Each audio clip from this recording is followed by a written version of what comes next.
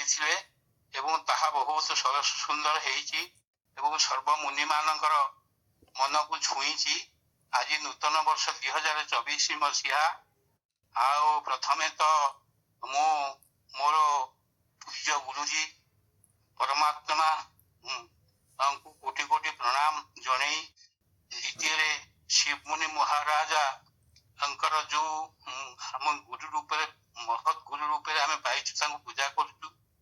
ତୃତୀୟରେ ଆପଣ ସ୍ୱଦେହରେ ଆମକୁ ଯୋଉ ଉପସ୍ଥାପନା କରିଛନ୍ତି ବା ଯୋଉ ଆତ୍ମା ପରମାତ୍ମା ବିଷୟରେ ସଂଯୋଗ କରିବା ପାଇଁ ଯୋଉ ପଦକ୍ଷେପ ନେଇଛନ୍ତି ତାହା ବହୁତ ଦିଗନ୍ତ ବିସ୍ତାରୀ ଏବଂ ଆମର ପୂର୍ବଜନ୍ମ କେତେ ଯେ ବିତିଗଲାଣି ଏଭଳି ସୁଯୋଗ ହୁଏତ ଆମ ଜୀବନ ଭିତରେ ଆମେ ପାଇନଥିଲୁ।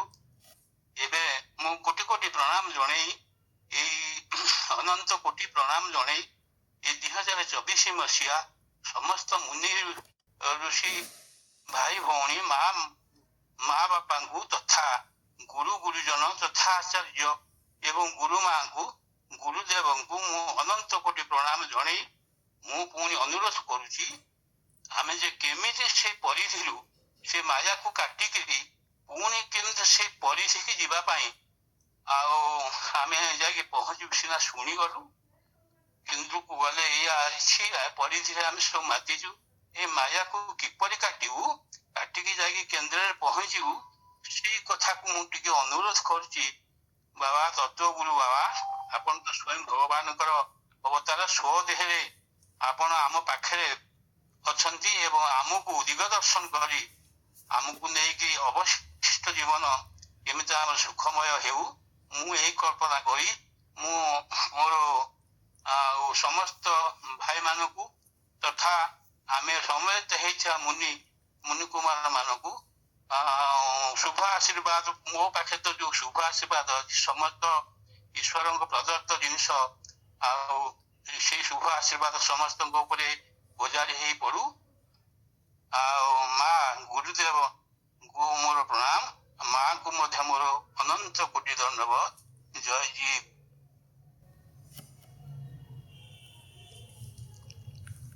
ଅନୁରୋଧ ଥିଲା ଦୁଇଟି ଏପିସୋଡ ଆମେ କରିସାରିଛୁ, କେନ୍ଦ୍ରରେ ରୁହ। ତେଣୁ ଆଜିର ଅନୁରୋଧ ଅଛି ପୁଣି ସେଇ ନୂଆ ବର୍ଷରେ ଆମେ କେନ୍ଦ୍ରରେ କିପରି ରହିପାରିବା। ଆମେ ତ ଆଜି ଗୋଟେ ଏପିସୋଡ ଛାଡ଼ିଛୁ ଶନିବାର, ପ୍ରଥମ ଭାଗ, ଦ୍ୱିତୀୟ ଛଡ଼ାଯିବ। କେନ୍ଦ୍ରରେ ରୁହ ଜାଣନ୍ତି କି ଭାରତବର୍ଷ ମୁନି ଋଷିର ଦେଶ। ଭା ଅର୍ଥ ଜ୍ଞାନ, ରତ ଅର୍ଥ ରହିବା। ଜ୍ଞାନରେ ରତ ରହୁଥିବା ଦେଶକୁ ଭାରତ ରଖାଗଲା। ଯେଉଁମାନେ ଜ୍ଞାନରେ ରତ ରହୁଥିଲେ, ଭାରତ, ରତ ମାନେ ରହିବା। ଦୁର୍ଭାଗ୍ୟବଶତ ଆସିଗଲେ ମୋଗଲ ସମ୍ରାଜ, ହୁନ ଆଉ ପର୍ତ୍ତୁଗୀଜ ପ୍ରଥମ ଆସିଲେ। ଏସବୁ କ୍ରମାନ୍ୱୟରେ ଆସିଲେ, ଶେଷରେ ଇଂରେଜ ସରକାର ଆସିଲା। ଇଂଲଣ୍ଡ ଆସିକିରି ଶାସନ କଲା ଇଣ୍ଡିଆ ବା ଭାରତକୁ। ସିଏ ତ ଆଇଥିଲେ ବେପାର କରିବା ପାଇଁ, ଟଙ୍କା ସୁନା ମୋତି ମାଣିକ ସବୁ ଲୁଟି ନେଲେ ଭାରତବର୍ଷରେ। କାରଖାନା କଲେ ଭାରତବର୍ଷରେ, ଇଣ୍ଡଷ୍ଟ୍ରି ନାଁ ରଖିଦେଲେ ଇଣ୍ଡିଆ। ଭାରତ ଲୁପ୍ତ ହେଇଗଲା, କାରଣ ଯାହାର ଶାସନ ତାର ନାଁ। ଭାରତ କାଟିକିରି ଇଣ୍ଡିଆ ରଖାଗଲା। ଏବେ ଯାହା ହଉ ସୌଭାଗ୍ୟକ୍ରମେ इंडिया काटिकी पुणी भारतर ना रखापी प्रयास जारी रखा जाए। केते जनक बुद्धिजीवी आउ मुनि भावर ज्ञान थिबा ऋषि भावर ज्ञान थिबा लोक हुए तो एक कथा को उठे थे। जहाँ प्रयास जारी रखी पुणी भारत को आम फेरिबा। जानती कि दंडायन ऋषि परिवर्तन करथिले ए ज्ञान देकरी केंद्र को फेरे आनी थिले कहाँ को विश्व विजय वीर सिकंदर।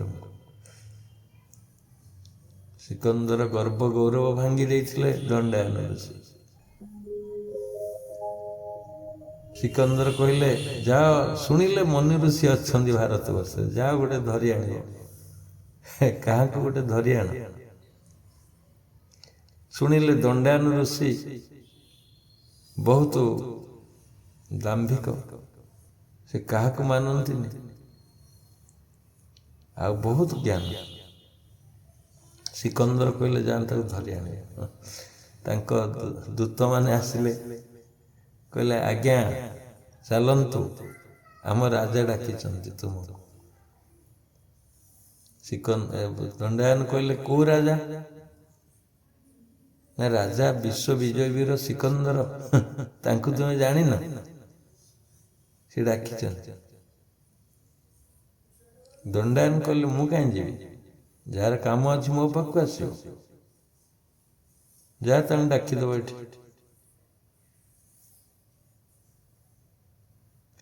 आ सिकंदर तो कथा न मानिले सांगे सांगे हाणी दियंती। तांको कथा को जे न मानिबे से सांगे सांगे प्राण गला। ये केते दम्भर कहछन जाओ ताऊ डाकी दो जानिछन जीवन संकट आपन। सिकंदर आसले कहले जानी न मु विश्व विजय वीर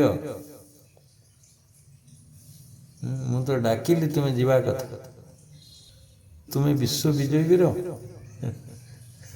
कौन प्रमाण अच्छी प्रमाण कौन अच्छी तुम्हें विश्व विजय वीर कौन तुम्हें गोटे गोड़ आग को पकेले आउ गोटे गोड़ उठुनी समस्त तो उठू तुम उठिला विश्व विजय को उठिल आ तुम कहवा अनुसार कौन पवन पूर्वर पश्चिम को दब हाँ जाना विश्व विजयी तुम कहवा अनुसार कौन सूर्य रही विश्व विजयी मुझे मानिबी तो किसी ना साधारण लोक तुम्हें हार मानिले सिकंदर दंडायन को पाखे शिष्यत्व ग्रहण कले तामाने से परिधि थिले विश्व विजयी वीर जे कि शेष केन्द्र को आसला पर परिवर्तन हो गले जानीगले केन्द्र रहस्य निज भीतर को आसिले बाहर बुलुथिले से कहले मु मरीगला परे जेते धन संपत्ति आनी सुना सब रास्ता रे बिछे दो विराट रास्ता हो गला सुना रे आउ कही मो हाथ दीटा को मो कफिन रु पदा को रख मते जो नब समाज पर्यंत कबर पर्यंत मो हाथ खोली दे कारण सारा जगत देखिब सिकंदर आसीथिला सब जिनस रखिथिला किंतु किसी नहीं पारला ये केन्द्र कथा ये परिचय कथा नहीं आउ केते जन डाक्तर को मो पाखे रखि मु मरीगला पर कारण समस्ते जानवे मृत्यु पाखरे समस्ते हार मानती डाक्तर भी किसी करिपारलानी मु मरीगली ये तीनोटी जिनस कही मरी जाइए सिकंदर केन्द्र को आसले सेमती ଡାୟୋନିସିସ୍ ଜଣେ ସନ୍ଥ। ଡାୟୋନିସିସ୍ ମଧ୍ୟ ସନ୍ଥ, ଆନନ୍ଦରେ ଥିଲେ, ନଈ କରରେ ଘର କରି ରହୁଥିଲେ। ସିଏ ବି ସେମିତି କେନ୍ଦ୍ରରେ ଥିଲେ, ଆନନ୍ଦ, ସଦାବେଳେ ଆନନ୍ଦ। ସିଏ ବି ଅନେକ ସାଧୁ ସନ୍ଥଙ୍କ ଭଳି ଜଣେ ମହାନ ସନ୍ଥ। ସେ ବି ଅନେକ ଏମିତି ପରିଧିରେ ଥିବା ଲୋକଙ୍କୁ ପରିବର୍ତ୍ତନ କରିଛନ୍ତି। ତେବେ ସର୍ବମୋଟ ହେଲା ଆମେ କେମିତି କେନ୍ଦ୍ରରେ ରହିବା, କେନ୍ଦ୍ରଚ୍ୟୁତ ନ ହେବା। ଦେଖନ୍ତୁ, ତୁମ ଭିତରେ ଯେଉଁ ସୂର୍ଯ୍ୟ କେନ୍ଦ୍ର ଅଛି, ସିଏ ଯଦି କେନ୍ଦ୍ରଚ୍ୟୁତ ହେଇଯିବ, ତୁମେ ବି କେନ୍ଦ୍ରଚ୍ୟୁତ ହେଇଯିବ। ମାନେ ନାଭି ଚକ୍ର ସହିତ ତୁମର ମଧ୍ୟ ସମ୍ପର୍କ ରହିଛି।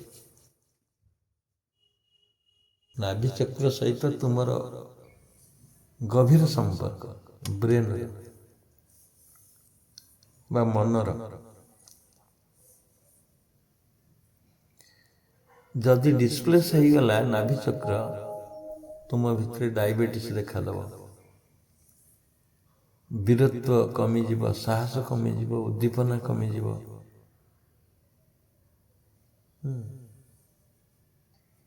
ତେଣୁ ସେଣ୍ଟରରେ ଯେତେବେଳେ ରହିବ, ପୁରା ସେଣ୍ଟ୍ରାଲାଇଜ୍ ହେବ ନାଭି ଚକ୍ର, ଜାଣିବ ତୁମ ଭିତରେ ବୀରତ୍ୱ ଜାଗରଣ ହେବ, ଉତ୍ସାହ, ଉଦ୍ଦୀପନା, ସାହସ, ଯୋଗ କରିବାର ଶକ୍ତି ସବୁ ସୃଷ୍ଟି ହେଇଯିବ।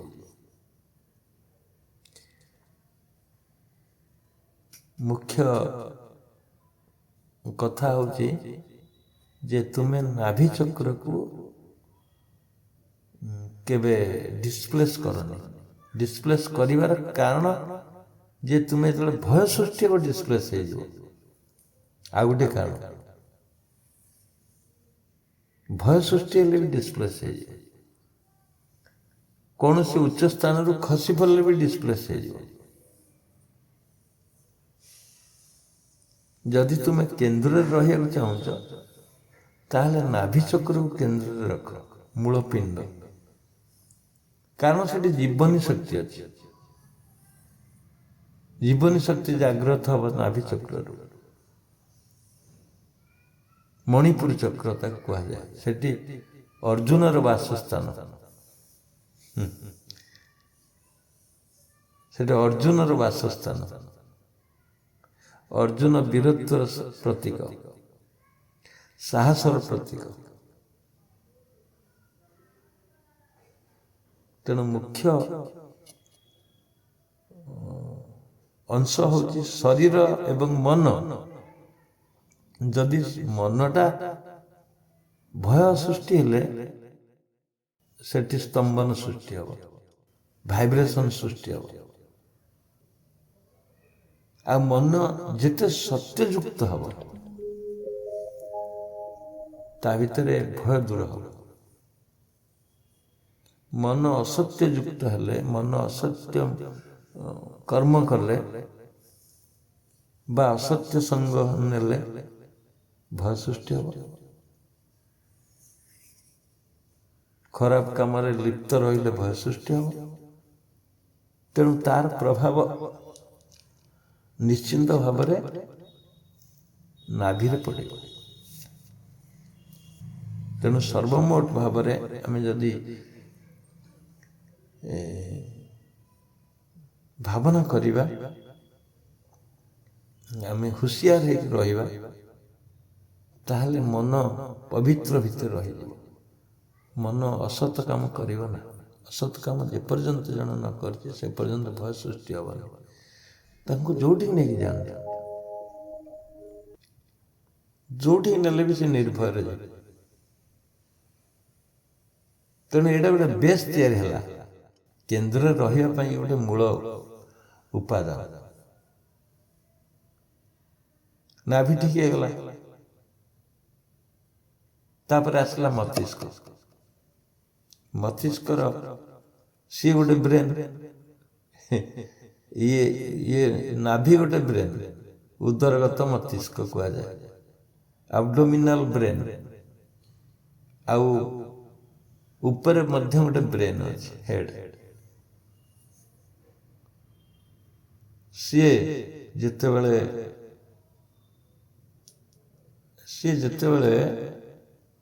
ମନ ସହିତ ମନ ସଂଯୁକ୍ତ ହବ, ବ୍ରେନ୍ ଭିତରେ ଯୋଉ ଅଛି ଆମର ସେଲ୍ ଗୁଡ଼ିକ, ସହସ୍ର ଜଳ ପଦ୍ମ ଅଛି ସପ୍ତମ ଚକ୍ରରେ, ଆଜ୍ଞା ଚକ୍ର ପରେ ସହସ୍ର ଚକ୍ର। ସହସ୍ର ଚକ୍ରରେ ସହସ୍ର ନାଁ ଦିଆହେଇଛି, କିନ୍ତୁ ଅନେକ, ଅଗଣିତ, ଗଣି ହବନି କେତେ କେତେ ସେଲ୍ ଅଛି, କେତେ କେତେ କନେକ୍ସନ ଅଛି ବ୍ରେନ୍ ସୂକ୍ଷ୍ମ ଭାବରେ।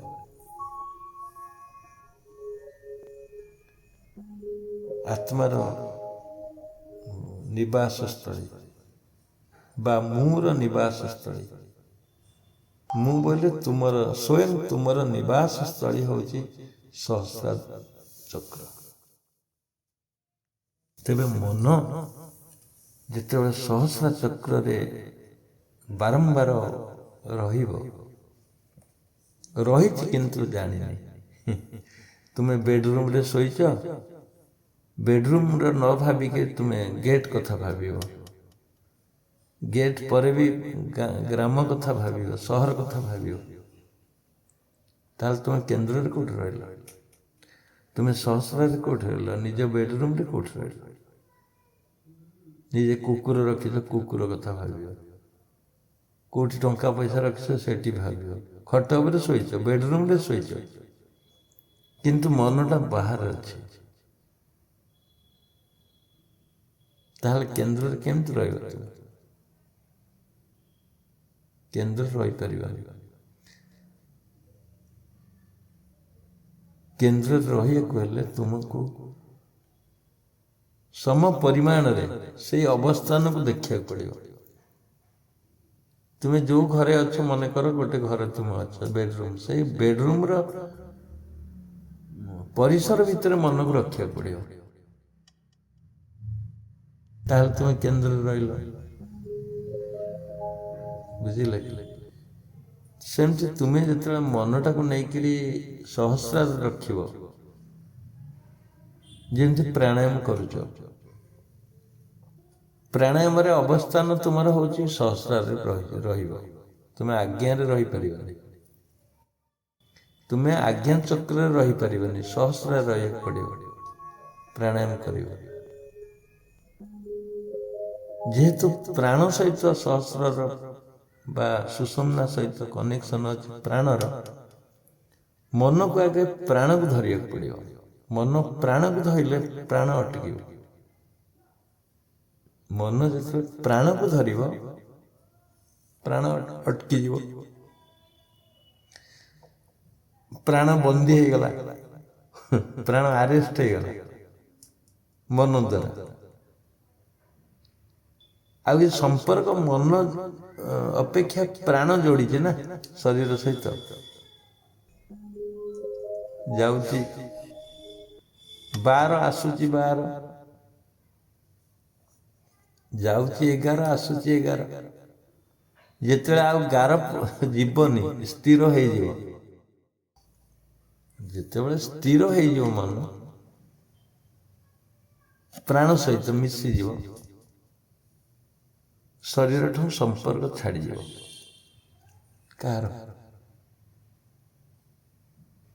କାହାର ସମ୍ପର୍କ ଛାଡ଼ିବ? ପ୍ରାଣର। ପ୍ରାଣ ଆଉ ଶରୀର ସହିତ ରହିବନି, ଅଲଗା ହେଇଯିବ। କେବଳ ସ୍ଥିରତା ଆଣିଲେ କେନ୍ଦ୍ର ହେଇଗଲ ତୁମେ। ଯେପର୍ଯ୍ୟନ୍ତ ପ୍ରାଣ ସ୍ଥିର ନାହିଁ, ସେ ପର୍ଯ୍ୟନ୍ତ ଶରୀର ସହିତ ଘୁରୁଛି। ପ୍ରାଣ ସ୍ଥିର ହେଇଯିବ ତ ମନ ସ୍ଥିର ହେଇଯିବ, ମନ ସ୍ଥିର ହେଇଯିବ ତୁମେ କେନ୍ଦ୍ରକୁ ପଳେଇ ଆସିଲ। ଇଏ ହଉଛି କେନ୍ଦ୍ର ସ୍ଥିତି। ଇଏ ହେଉଛି ପ୍ରକୃତ କେନ୍ଦ୍ର ସ୍ଥିତି। ସେଥିପାଇଁ ଆମର 8ଟି ଅଙ୍ଗ ଦରକାର ଅଛି ଯୋଗର। ଯମ ନିୟମ ବହିରଙ୍ଗ, ଯମ ନିୟମ ପାଳନ କରିବ, ଆସନରେ ବସିବ। ଥାର୍ଡ ଷ୍ଟେଜ୍ ହେଲା ଆସନ। ଆସନରେ ବସିଲା ପରେ ପୁଣି ଆସିବ ପ୍ରାଣାୟାମ। ପ୍ରାଣାୟାମ ମାଧ୍ୟମରେ ପ୍ରାଣକୁ ସ୍ଥିର କରିବା। ଉଚ୍ଚ ଶ୍ରେଣୀର ପ୍ରାଣାୟାମ ହେଲେ ପ୍ରତ୍ୟାହାର ହେଇଯିବ। ଉଚ୍ଚ ଶ୍ରେଣୀର ପ୍ରତ୍ୟାହାର ହେଲେ ଧାରଣା ହେଇଯିବ। ପ୍ରତ୍ୟାହାର ଅର୍ଥ ମନକୁ ଫେରେଇ ଆଣିବା, ଆଉ ଧାରଣା ଅର୍ଥ ମନକୁ ଫେରେଇ ଆଣି ପୁଣି ଧରି ରଖିବା ଗୋଟେ ଜାଗାରେ। ପ୍ରତ୍ୟାହାର ହେଲା ପରେ ମନ କୋଉଠି ରହିବ? ଧରି ରଖିବ ଧାରଣା।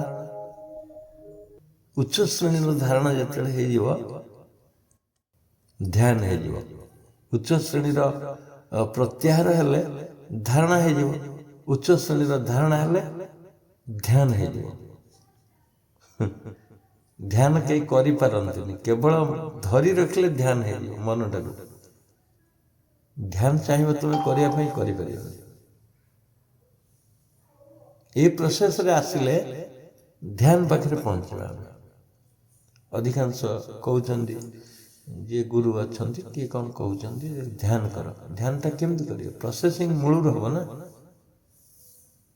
ତେଣୁ ସର୍ବୋଚ୍ଚ ଶ୍ରେଣୀର ଧାରଣା ହେଲେ ଧ୍ୟାନ ହବ। ଆଉ ସର୍ବୋଚ୍ଚ ଶ୍ରେଣୀର ଧ୍ୟାନ ହେଲେ ସମାଧି ହେଇଯିବ।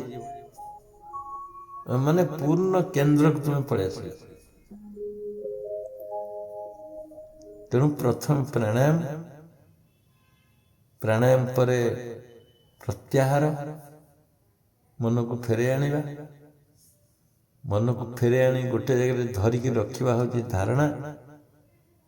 ଗୋଟେ ଜାଗାରେ ଧରିକି ରଖିଲେ ଧ୍ୟାନ ହେଇଯିବ। ବିବେକାନନ୍ଦ କହୁଛନ୍ତି ଧାରଣା 12 ସେକେଣ୍ଡ ରଖିଲେ ଧାରଣା ହେଇଯିବ। 12x12 ରଖିଲେ ଧ୍ୟାନ ହେଇଯିବ 144 ସେକେଣ୍ଡ। × 12 ହେଲେ ସମାଧି ହେଇଯିବ। ଇଏ ହେଉଛି କେନ୍ଦ୍ର ସ୍ଥିତି। ये ପ୍ରାକ୍ଟିକାଲ କଥା ମୁଁ କହିଲି, ଏଇଟା କେନ୍ଦ୍ର ସ୍ଥିତି। କେନ୍ଦ୍ରକୁ ଫେରି ଆସିବା ପାଇଁ ଏଇ ସବୁ ଟେକ୍ନିକ ରହିଛି, ଯୋଗର ଟେକ୍ନିକ ରହିଛି। ତେଣୁ ଯୋଗ କର୍ମସୁ କୌଶଳମ୍ ଯୋଉ କୁହାହଉଛି, କର୍ମର ଏକ ଟେକ୍ନିକ, କୌଶଳ। ବିନା କୌଶଳରେ ହବନି। ତୁମେ ଚାହିଁଲେ ସମାଧି ହବନି, ତାକୁ କୌଶଳ କରି ରୋକିବାକୁ ପଡ଼ିବ। ପ୍ରାଣକୁ, ମନକୁ, ଶରୀରକୁ। ये गला प्रैक्टिकल कथा। ये प्रैक्टिकल कथा मैं कहली, किंतु ठंडा किंतु बड़ा जबरदस्त प्रभाव पड़िबो। सेटा गोटे गहन कथा।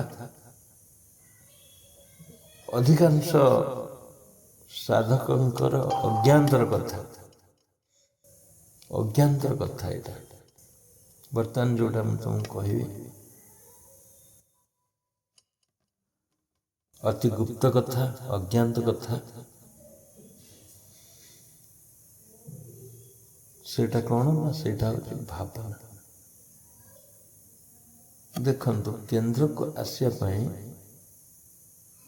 तुमर भावना दरकार। प्रथम बिना भावना केंद्र को आस पारिबानी। जेमती तुम्हें परिधिर भावना करी, परिधि भावना अर्थ कर्म, कर्म रे नियोजित हो जाओ। जने गुटका 100टा गुटका खाऊला गोटे दिन, घर को आसला बेलू ए पकेट रे 50,000, से पकेट रे 50,000। ये माफिया काम करंतु। ସମୟ ମିଳେନି। ସେ କେନ୍ଦ୍ର କ'ଣ ନିଜେ କ'ଣ ଜାଣିନଥାଏ ମୁଁ କିଏ।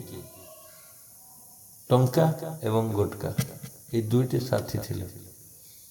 ଘରକୁ ଆସିଲେ ପଖାଳ ରୋଷେଇ ନଥିବ, ପଖାଳ ଗୋଟେ ମାଛ ଭଜା, ଇଏ ହେଉଛି ଖାଦ୍ୟ। ଶେଷରେ ଏମିତି ପରିସ୍ଥିତି ଆସିଲା, ମୋ ପାଖରେ ଆସି ପହଞ୍ଚିଲେ, କହିଲେ ଆଜ୍ଞା ମୋର ସମସ୍ତ ସମ୍ପତ୍ତି ବରଂ ନେଇଯାଅ, ମୋତେ କିନ୍ତୁ ଭଲ କରିଦିଅ। ଦେଖନ୍ତୁ, ଯେଉଁ ପଇସା ରୋଜଗାର ପାଇଁ ସମସ୍ତ ସମୟକୁ ବର୍ବାଦ କରିଦିଆଗଲା, ଅର୍ଥ ଉପାର୍ଜନ ପାଇଁ ସମୟ ନଷ୍ଟ କରିଦିଆଗଲା, ନିଜ ଜୀବନକୁ ଲଗେଇ ଦିଆଗଲା। ପୁଣି ସେଇ ଜୀବନ ଫେରି ଆଣିବା ପାଇଁ କହୁଛନ୍ତି ସବୁ ଟଙ୍କା ନେଇଯାଅ, ମୋ ଜୀବନ ଫେରେଇ ଦିଅ। ଯେତେବେଳେ ରୋଗଗ୍ରସ୍ତ ହେଇଗଲା, ଉଠି ପାରିଲାନି, ମାନେ ପରିଧିରେ ବୁଲୁଥିଲା। ପୁଣି ସେଇ ପରିଧି ଦରକାର ନାହିଁ, ସେ କହୁଛନ୍ତି ଆଉ ପରିଧି ଦରକାର ନାହିଁ, ମୋର କେନ୍ଦ୍ର ଦରକାର, ମୁଁ ସୁସ୍ଥ ହେବା ଦରକାର, ସମସ୍ତ ସମ୍ପତ୍ତି ନେଇଯାଅ, ସମସ୍ତ ଟଙ୍କା ନେଇଯାଅ। ସୁସ୍ଥ ଆସିବ କେମିତି? ସୁସ୍ଥର ଅର୍ଥ କ'ଣ? ସ୍ୱରେ ସ୍ଥିତ ହେବା ହେଉଛି ସୁସ୍ଥ। ସ୍ୱରେ ବା ନିଜର ସ୍ଥିତିରେ ସ୍ଥିତ ହେବା ହେଉଛି ସୁସ୍ଥତା। ସୁସ୍ଥତା ଅର୍ଥ ନୁହେଁ ଯେ ରୋଗ ଭଲ ହେଇଯିବା। ରୋଗର ଭଲ ହେଇଯିବା, ରୋଗ ଯେ ଭଲ ହେଇଗଲେ ତମେ ସୁସ୍ଥ ହେଇଯିବ ତା ନୁହେଁ। ସ୍ୱର ଅର୍ଥ ନିଜରେ ନିଜେ ନିଜ ସ୍ଥିତିରେ ରହିବା, ସିଏ ହେଉଛି ସୁସ୍ଥତା। ସିଏ ହେଉଛି କେନ୍ଦ୍ରର ଡେଫିନେସନ୍। କେନ୍ଦ୍ରର ସଂଜ୍ଞା ହେଉଛି ସ୍ୱରେ ସ୍ଥିତ ହେବା। ସ୍ୱରେ କେମିତି ସ୍ଥିତ ହେବ? ତୁମେ ମାନେ ପଇସାମୟ ହେଇଯାଉଛ ପରିଧିକି ଯାଇକିରି। ଗାଡ଼ି 30 ଖଣ୍ଡ ଗାଡ଼ି କରିଛି ଯିଏ, ସିଏ ଗାଡ଼ିମୟ ହେଇଗଲା, ପରିଧିରେ ବୁଲିଲା। ଯିଏ ଇଣ୍ଡଷ୍ଟ୍ରି କରିଛି ଇଣ୍ଡଷ୍ଟ୍ରିଆଲିଷ୍ଟ ହେଇଯାଇଛି, ସିଏ ପରିଧିରେ ବୁଲୁଛି। ଯିଏ ରାଜନୀତି କରୁଛି, MP ML ମିନିଷ୍ଟର, ସିଏ ସବୁ ପରିଧିରେ ବୁଲୁଛନ୍ତି। ସେ ସେଇମୟ, ରାଜନୀତିମୟ, ବିଜନେସମୟ।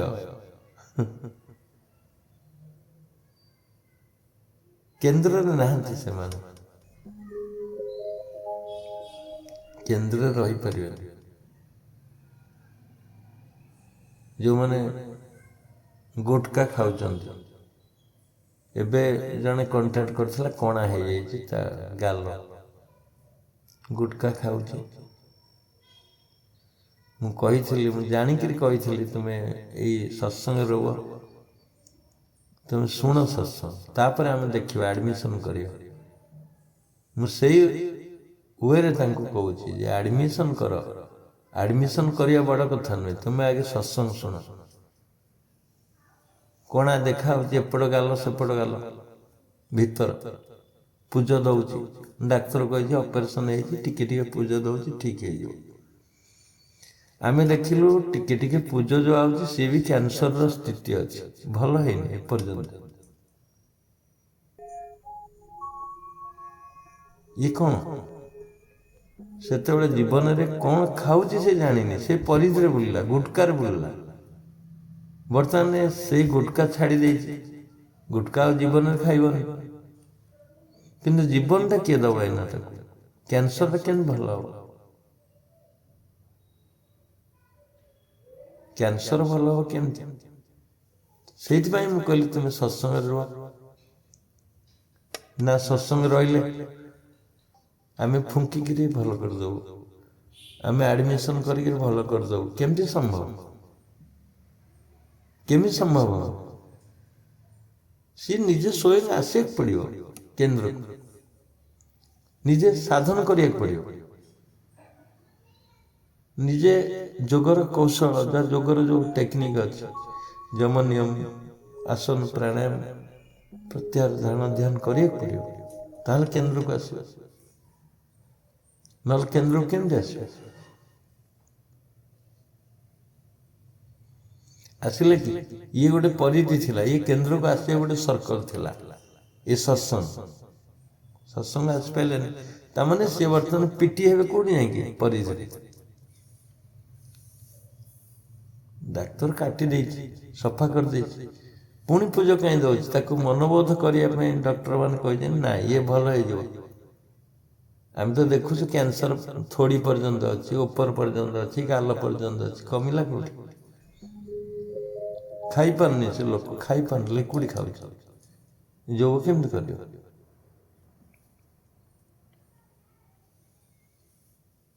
ଯୋଉମାନେ ଯେତେ ରେସ୍ରେ ବୁଲୁଛନ୍ତି, ଯେତେ ରେସ୍ ବାହାରେ, ସେମାନେ କେନ୍ଦ୍ରକୁ ଆସିବା ବହୁତ କଷ୍ଟ। ଭଗବାନ ଡିକ୍ଲାରେସନ ଦେଲେ, କହିଲେ ଯିଏ ଯେତେବେଳେ ଭୂମି ବଣ୍ଟନ ହେଲା, କହିଲେ କାହାର କେତେ ଜାଗା ଦରକାର, ସିଏ ସେତିକି ବାଟ ଯିବ ଏବଂ ଫେରି ଆସିବ, ସେ ଜାଗାଟା ତାର ହେଇଯିବ। ତାମାନେ ତୁମେ ସକାଳୁ ଯେତିକି ବାଟ ଯିବ ଏବଂ ଫେରି ଆସିବ ସନ୍ଧ୍ୟା ସୁଦ୍ଧା, ସେଇଟା ତୁମର ଜାଗା ହବ।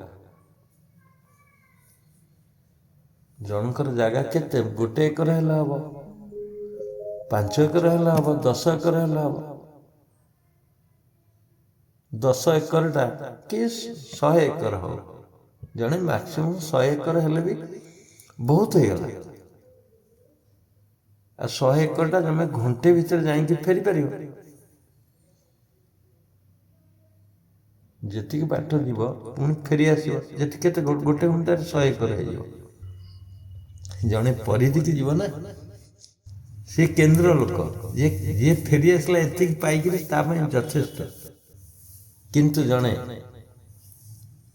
ଲୋଭବଶତଃ ଦୌଡ଼ିଲା, ନ ଦୌଡ଼ିଲେ ତ ବେଶୀ ଜାଗା ହବନି, ସନ୍ଧ୍ୟା ଭିତରେ ଫେରିବ।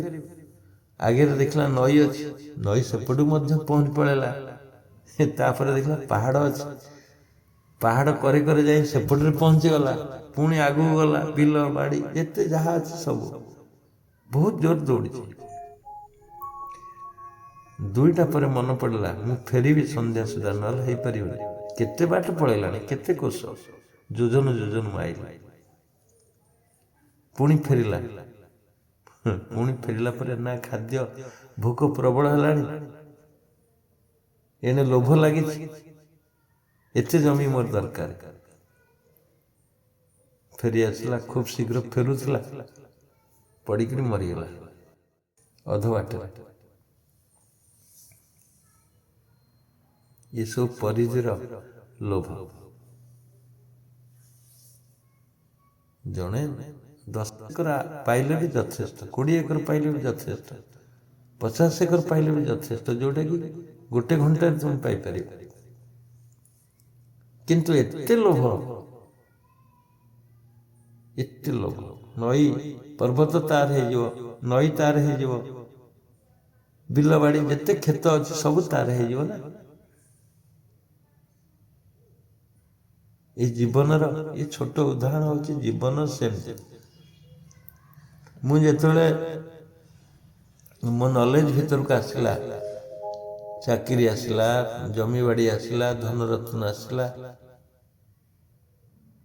ଖେଳ ଆସିଲା, ସବୁ କିଛି ଆସିଲା। ଆମର ଯେତିକି ସମ୍ପତ୍ତି ଥିଲା, ମୁଁ ବି ସମ୍ପତ୍ତି ଲୋଭରେ ଆଉ ବି ସମ୍ପତ୍ତି କରିପାରିଥାନ୍ତି। ସେ ପରିଧିର ଭାବ ହେଲେ ଏସବୁ ସୃଷ୍ଟି ହବ। ବସ୍ ଖଣ୍ଡେ ଆଣିପାରିଥାନ୍ତି, ଚାକିରି ବି କରିପାରିଥାନ୍ତି, ସବୁ କିଛି ମୋ ନଲେଜ ଭିତରେ ଥିଲା, ହେଇପାରିଥାନ୍ତି। କିନ୍ତୁ ମନ ନଥିଲା, ଭାବନା ନଥିଲା। ଆଉ ଜମି ଅଧିକ ହେଇଯାଉ ଭାବନା କେବେ ମୁଁ କରିନଥିଲି। କାରଣ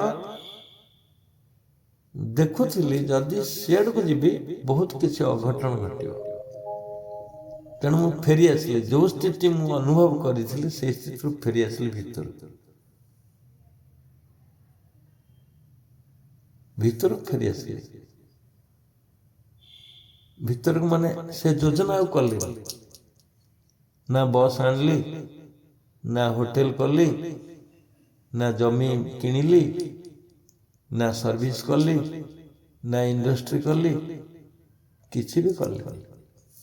ଯେଉଁ ସ୍ଥିତିରେ ଥିଲି ସେଇ ସ୍ଥିତିରେ ରହିଲେ। ଏ ପିଲାଦିନର ଭାବନାରେ ରହିଥିଲି ମୁଁ ସେଇ ସ୍ଥିତିରେ। ନାଇଁ ଏଗୁଡ଼ା ଠିକ ଲାଗୁନି ମୋତେ। ଏଇ ଯେଉଁ ଭାବନା ନଥିଲା ଆଗକୁ ଯିବା ପାଇଁ, କେନ୍ଦ୍ରକୁ ଆସିବା ପାଇଁ ତ ବାଟ ଦରକାର। କେନ୍ଦ୍ର ରାସ୍ତା ଜାଣିନେ ଆମେ, କେନ୍ଦ୍ରକୁ ଆସିବା ପାଇଁ ବାଟ ଦରକାର। ହଠାତ୍ ଆତ୍ମଦେବଙ୍କର ପ୍ରବନ୍ଧ ସୃଷ୍ଟି ହେଇଗଲା। ଏ ଲୋକ ତ ବାହାରକୁ ଯାଉନି, ମଝିରେ ଅଛି, କୁଆଡ଼େ ଯିବ, ସ୍ଥିତି ତ ନାହିଁ, କେନ୍ଦ୍ରକୁ ଆସିବାକୁ ଚାହୁଁଛି। ତେଣୁ ବାଟ ଖୋଜିଲେ ହେ ଆତ୍ମଦେବ କେମିତି ଆସିବ? ଆଉ ତ କହିବେନି ଯେ କେନ୍ଦ୍ରରେ ଅଛି ମୁଁ ପଳେଆ। ରୋଗଗ୍ରସ୍ତ କରେଇଲେ। ରୋଗଗ୍ରସ୍ତ ହେଲେ ଯୋଗ ଆସିଲା। ଯୋଗ ଆସିଲା ପାଇଁ ପୁଣି ଏମିତି ରୋଗଗ୍ରସ୍ତ କରିଲେ ଯେମିତି ଆଉ ଯୋଗ ନ କଲେ ରହିପାରିବନି ତୁମେ। ଯୋଗ କରିବାକୁ ବାଧ୍ୟ ହେଇଗଲ। ତାମାନେ କେନ୍ଦ୍ରକୁ ଟାଣିବା ପାଇଁ ଏତେ ପ୍ରଯତ୍ନ କରି ଦିଆଗଲା, ତୁମେ ଖୁବ୍ ଶୀଘ୍ର କେନ୍ଦ୍ରକୁ ଆସିଗଲ। ମୁଁ ଚାହିଁଥିଲେ ଯୋଉ ଛକରେ ଥିଲି ମୁଁ ପରିଧିରେ ବୁଲିଥାନ୍ତି ନା। ସେ ବାଟ ଦେଖାଯାଏ ମୋତେ ଜମା ପସନ୍ଦ ହଉନଥିଲା। ନିରୋଳାରେ ରହିବା ପସନ୍ଦ ଲାଗୁଥିଲା, ଧ୍ୟାନ କରିବା ପସନ୍ଦ ଲାଗୁଥିଲା, ମୋର ପରିଚୟ ଖୋଜୁଥିଲି, ପସନ୍ଦ ଲାଗୁଥିଲା। ବାସ୍ତବରେ ମୁଁ କିଏ? ମୁଁ କେତେ ପ୍ରଶ୍ନ ପଚାରିଥିଲି।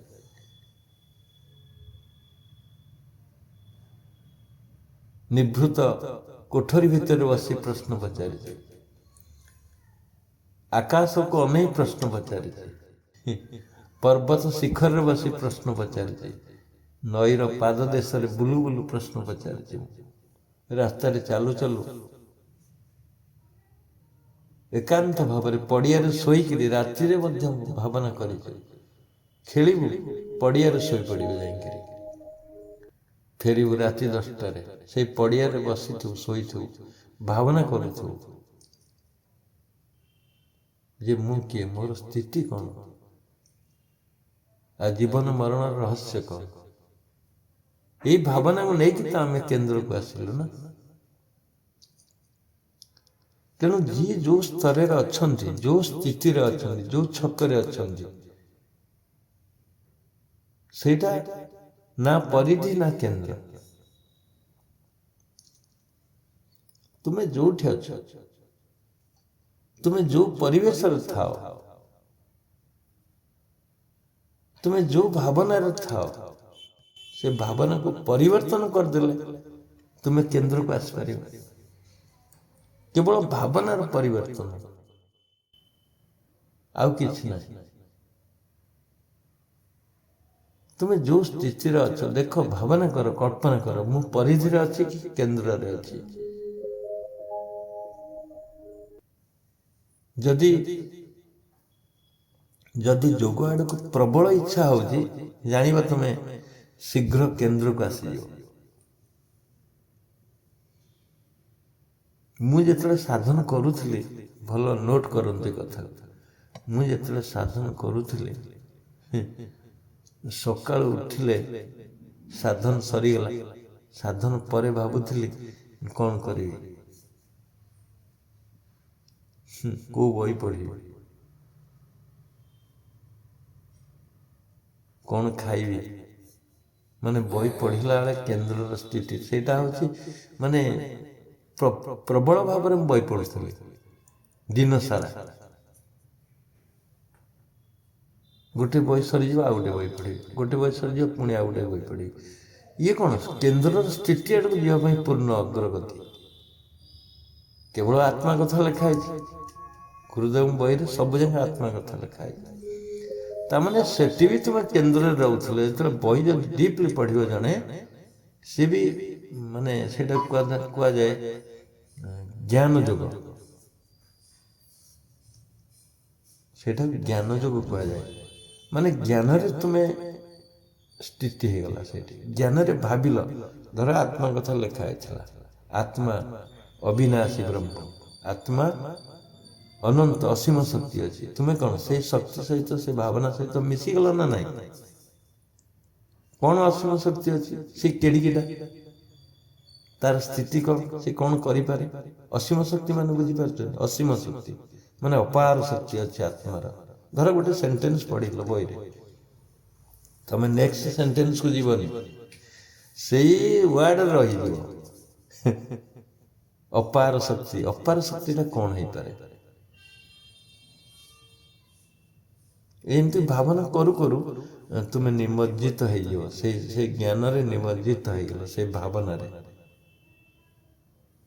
ସେଇ ଅନନ୍ତ ଶକ୍ତି ସହିତ ମିଶିଗଲ। ସେଠି ସିଏ ବି ଯୋଗ ହେଇଗଲାନି, ସେ କେନ୍ଦ୍ରର ସ୍ଥିତି ହେଇଗଲା ସେଠି, ତୁମେ ସେଇଠି ରହିଗଲ। ସେଇଠି ବି ସମାଧି ନହେଲେ ବି ଜ୍ଞାନ ସମାଧି ହେଇଗଲା। ତାମାନେ ସେଇ କେବଳ ସେଇ କଥା ହିଁ ତୁମେ ବାରମ୍ବାର ଭାବନା କଲ। ବାରମ୍ବାର ଚାହା ଆସି ଥୁଆ ହେଇଥିବ ତମ ପାଖରେ, ସେ ଥଣ୍ଡା ହେଇଯିବଣି କେତେବେଳେ, ବୁଝିପାରିଲେ? ଖାଇବାକୁ ଡାକୁଥିବେ, ହଁ ଯାଉଛି, ହଁ ଯାଉଛି, ହଁ ଯାଉଛି, ତା ଭିତରେ ବଢା ହେଇଯିବଣି ଖାଦ୍ୟ, ତୁମେ ବହି ପଢୁଥିବ, ଗୋଟେ ସେଣ୍ଟେନ୍ସ ଅସରନ୍ତି, ମାନେ ତାପରେ ତମ ନଲେଜ ଗ୍ରହଣ କରୁଥିବ। ଗୋଟେ ସେଣ୍ଟେନ୍ସ ପରେ ଆଉ ଗୋଟେ ସେଣ୍ଟେନ୍ସ ଭଲ ଲାଗୁଛି, ଯେମିତି ଆମ ଭିଡ଼ିଓକୁ ଦେଖୁଛନ୍ତି, ଗୋଟେ ପରେ ପୁଣି ଆଉ ଗୋଟେ ଲଗେଇ ଦେଉଛନ୍ତି, ତାପରେ ଆଉ ଗୋଟେ ଲଗେଇ ଦେଉଛନ୍ତି, ତାପରେ ଆଉ ଗୋଟେ ଲଗେଇ ଦେଉଛନ୍ତି। ଜଣେ 5-6ଟା ଭିଡ଼ିଓ ମଧ୍ୟ ଶୁଣୁଛନ୍ତି, ମାନେ 6 ଘଣ୍ଟା। ଆମେ ସେମିତି ବହି ପଢୁଥିଲୁ, ଗୋଟେ ସେଣ୍ଟେନ୍ସ ନିମଜ୍ଜିତ ହେଇଯାଉଥିଲୁ। ଗୋଟେ ସେଣ୍ଟେନ୍ସ ଅନନ୍ତ ଭାବନା, ଅନନ୍ତ ଆତ୍ମା କ'ଣ, ଆତ୍ମାର ସ୍ଥିତି କୋଉଠି ଅଛି, ମାନେ ଭାବନା ରାଜ୍ୟରେ ତୁମେ ବୁଡ଼ିକି ରହିଲ, ସେଇଟା ଜ୍ଞାନ ସମାଧି। ଏମିତି କେତେ ଘଣ୍ଟା ପଳେଇଲା ଦିନ ସାରା, ତାମାନେ ଯୋଗ ହେଇଗଲା। ମନ କୁଆଡେ ଯିବ ଆଉ? ଧରାଯାଉ ତୁମର ବ୍ୟାଡ୍ ହ୍ୟାବିଟ୍ ଅଛି, ତୁମେ ତାସ୍ ଖେଳିବ, ଚେସ୍ ଖେଳିବ, କ୍ୟାରମ ବୋର୍ଡ ଖେଳିବ, କାହା ସହିତ ରାଜନୀତିର ବାଜ୍ୟ ଗପ ଗପିବ, ଖଳ ପ୍ରକୃତିକ ଲୋକଙ୍କ ସହିତ ବସିବ, କିଏ ଗଞ୍ଜେଇ ଟାଣୁଛି, କିଏ ସିଗାରେଟ୍ ଟାଣୁଛି, କିଏ ବିଡ଼ି ଟାଣୁଛି, ତାଙ୍କ କତିରେ ଛିଡ଼ା ହେଇକିରି ଗପସପ କରିବ, ମଦୁଆ ଲୋକଙ୍କ ସହିତ ବୁଲିବ, ଯିଏ ସବୁଦିନ କୁଚକ୍ରି ର ଭାବନା ଥାଏ, ସେ ଲୋକଙ୍କ ସହିତ ତମେ ମିଶିବ। ଯଦି ଏ ବହି ପଢିଲ, ସେଗୁଡା କତିକି ଯିବାକୁ ଇଚ୍ଛା ହବ କି ଆଉ? ଏ କଟିଗଲା, ମାନେ ପରିଧିର ଭାବନା ଏଠି କଟିଗଲା। ତୁମେ ବହି ସହିତ ମିଶିଗଲ, କେନ୍ଦ୍ରକୁ ନ ଆସ, କେନ୍ଦ୍ରକୁ ଆସିଲ, କିନ୍ତୁ କେନ୍ଦ୍ରର ମୁଖ୍ୟ କେନ୍ଦ୍ରବିନ୍ଦୁକୁ ଆସିଲନି, ବହି ପାଖେ ରହିଗଲ। ଆଉ କେନ୍ଦ୍ର କେତେ ବାଟ? ତାମାନେ ଗୋଟେ ଷ୍ଟେଜରୁ ଆସିଗଲ, ସେମାନେ ପରିଧିରେ ଅଛନ୍ତି। ଏଇ ଯୋଉ ଲୋକ ଯୋଉମାନଙ୍କ ନାଁ କହିଲି, ସେମାନେ ପରିଧିର ଲୋକ, ତୁମକୁ ନେଇ ପିଟି ଦେଇଥାନ୍ତେ ସେଠି, ତାଙ୍କ ସହିତ ମିଶିଥିଲେ ତୁମେ ପିଟି ହେଇଯାଇଥାନ୍ତ। ଧରାଯାଉ ଗୋଟେ ଅସତ୍ୟ ଲୋକ ସହିତ ତମେ ମିଶୁଛ, ସେ ଦିନେ ତମକୁ କହିବ ଆସୁନ ଯିବା ଗୋଟେ ଜାଗାକୁ, ସେ ତାର ଚୋରି କଲା, କାହା ସହିତ ବଦମାସ କଲା, ତମେ ସେଠି ଛିଡ଼ା ହେଲା। ପୋଲିସ ପଚାରିବ ତାକୁ, ତମ ସହିତ ଆଉ କିଏ ଥିଲେ? ଚୋର କହିବ ଏଇ ବ୍ୟକ୍ତି ଥିଲା। ତୁମେ ନ୍ୟୁଟ୍ରାଲ, ତୁମେ କିଛି ଜାଣିନ, ନା ଚୋରି କଲ, ନା କୋଉଠି ତା ସାଙ୍ଗରେ ଯାଇଛ। ଆବଶ୍ୟକ ବେଳେ ତୁମକୁ ଥାନାକୁ ଯିବାକୁ ପଡିବ ଅଯଥାରେ, କାରଣ ତୁମେ ତା ସହିତ ଯାଇଥିଲ। ଅସତ୍ ସଙ୍ଗତ କୁହାଯାଏ। ତମକୁ ନେଇଯିବେ, ଥାନାକୁ ନେଇଯିବେ। କି ଚୋର ଯଦି ତମ ସହିତ, ମାନେ ଚୋରର ତା ସାଥୀ ଦରକାର, ସେ କହ ମୋ ସହିତ ଏଇ ଥିଲା, ଚୋରି କରୁଥିଲା, ତାକୁ ଆଜୀବନ, ତୁମକୁ ଆଜୀବନ। ମାନେ ଅସତ୍ୟ ସଙ୍ଗର ଗତି ଏଇଟା ଗତି।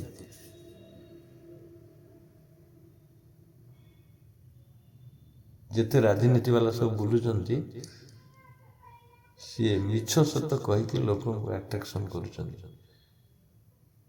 ତମର ଅଭାବ ପୂରଣ କରିବେ, ତମର ଘର ଦେବେ, ଲାଇଟ୍ ଦେବେ, ଚାଉଳ ଦେବେ, ଅମୁକ ଦେବେ, ସମୁକ ଦେବେ କହିକିରି ତୁମକୁ ଶୋଷଣ କରୁଛନ୍ତି। ତୁମ କେନ୍ଦ୍ରରୁ ସେ ତୁମକୁ ପରିଧି ଆଡ଼କୁ ନେଇଯାଉଛନ୍ତି। ତେଣୁ ହୁସିଆର ରୁହ, ରାଜନୀତି ସହିତ ବୁଲନି କେବେ ତୁମେ କାହା ସହିତ, ସେ ବି ଅସତ୍ ସଙ୍ଗ।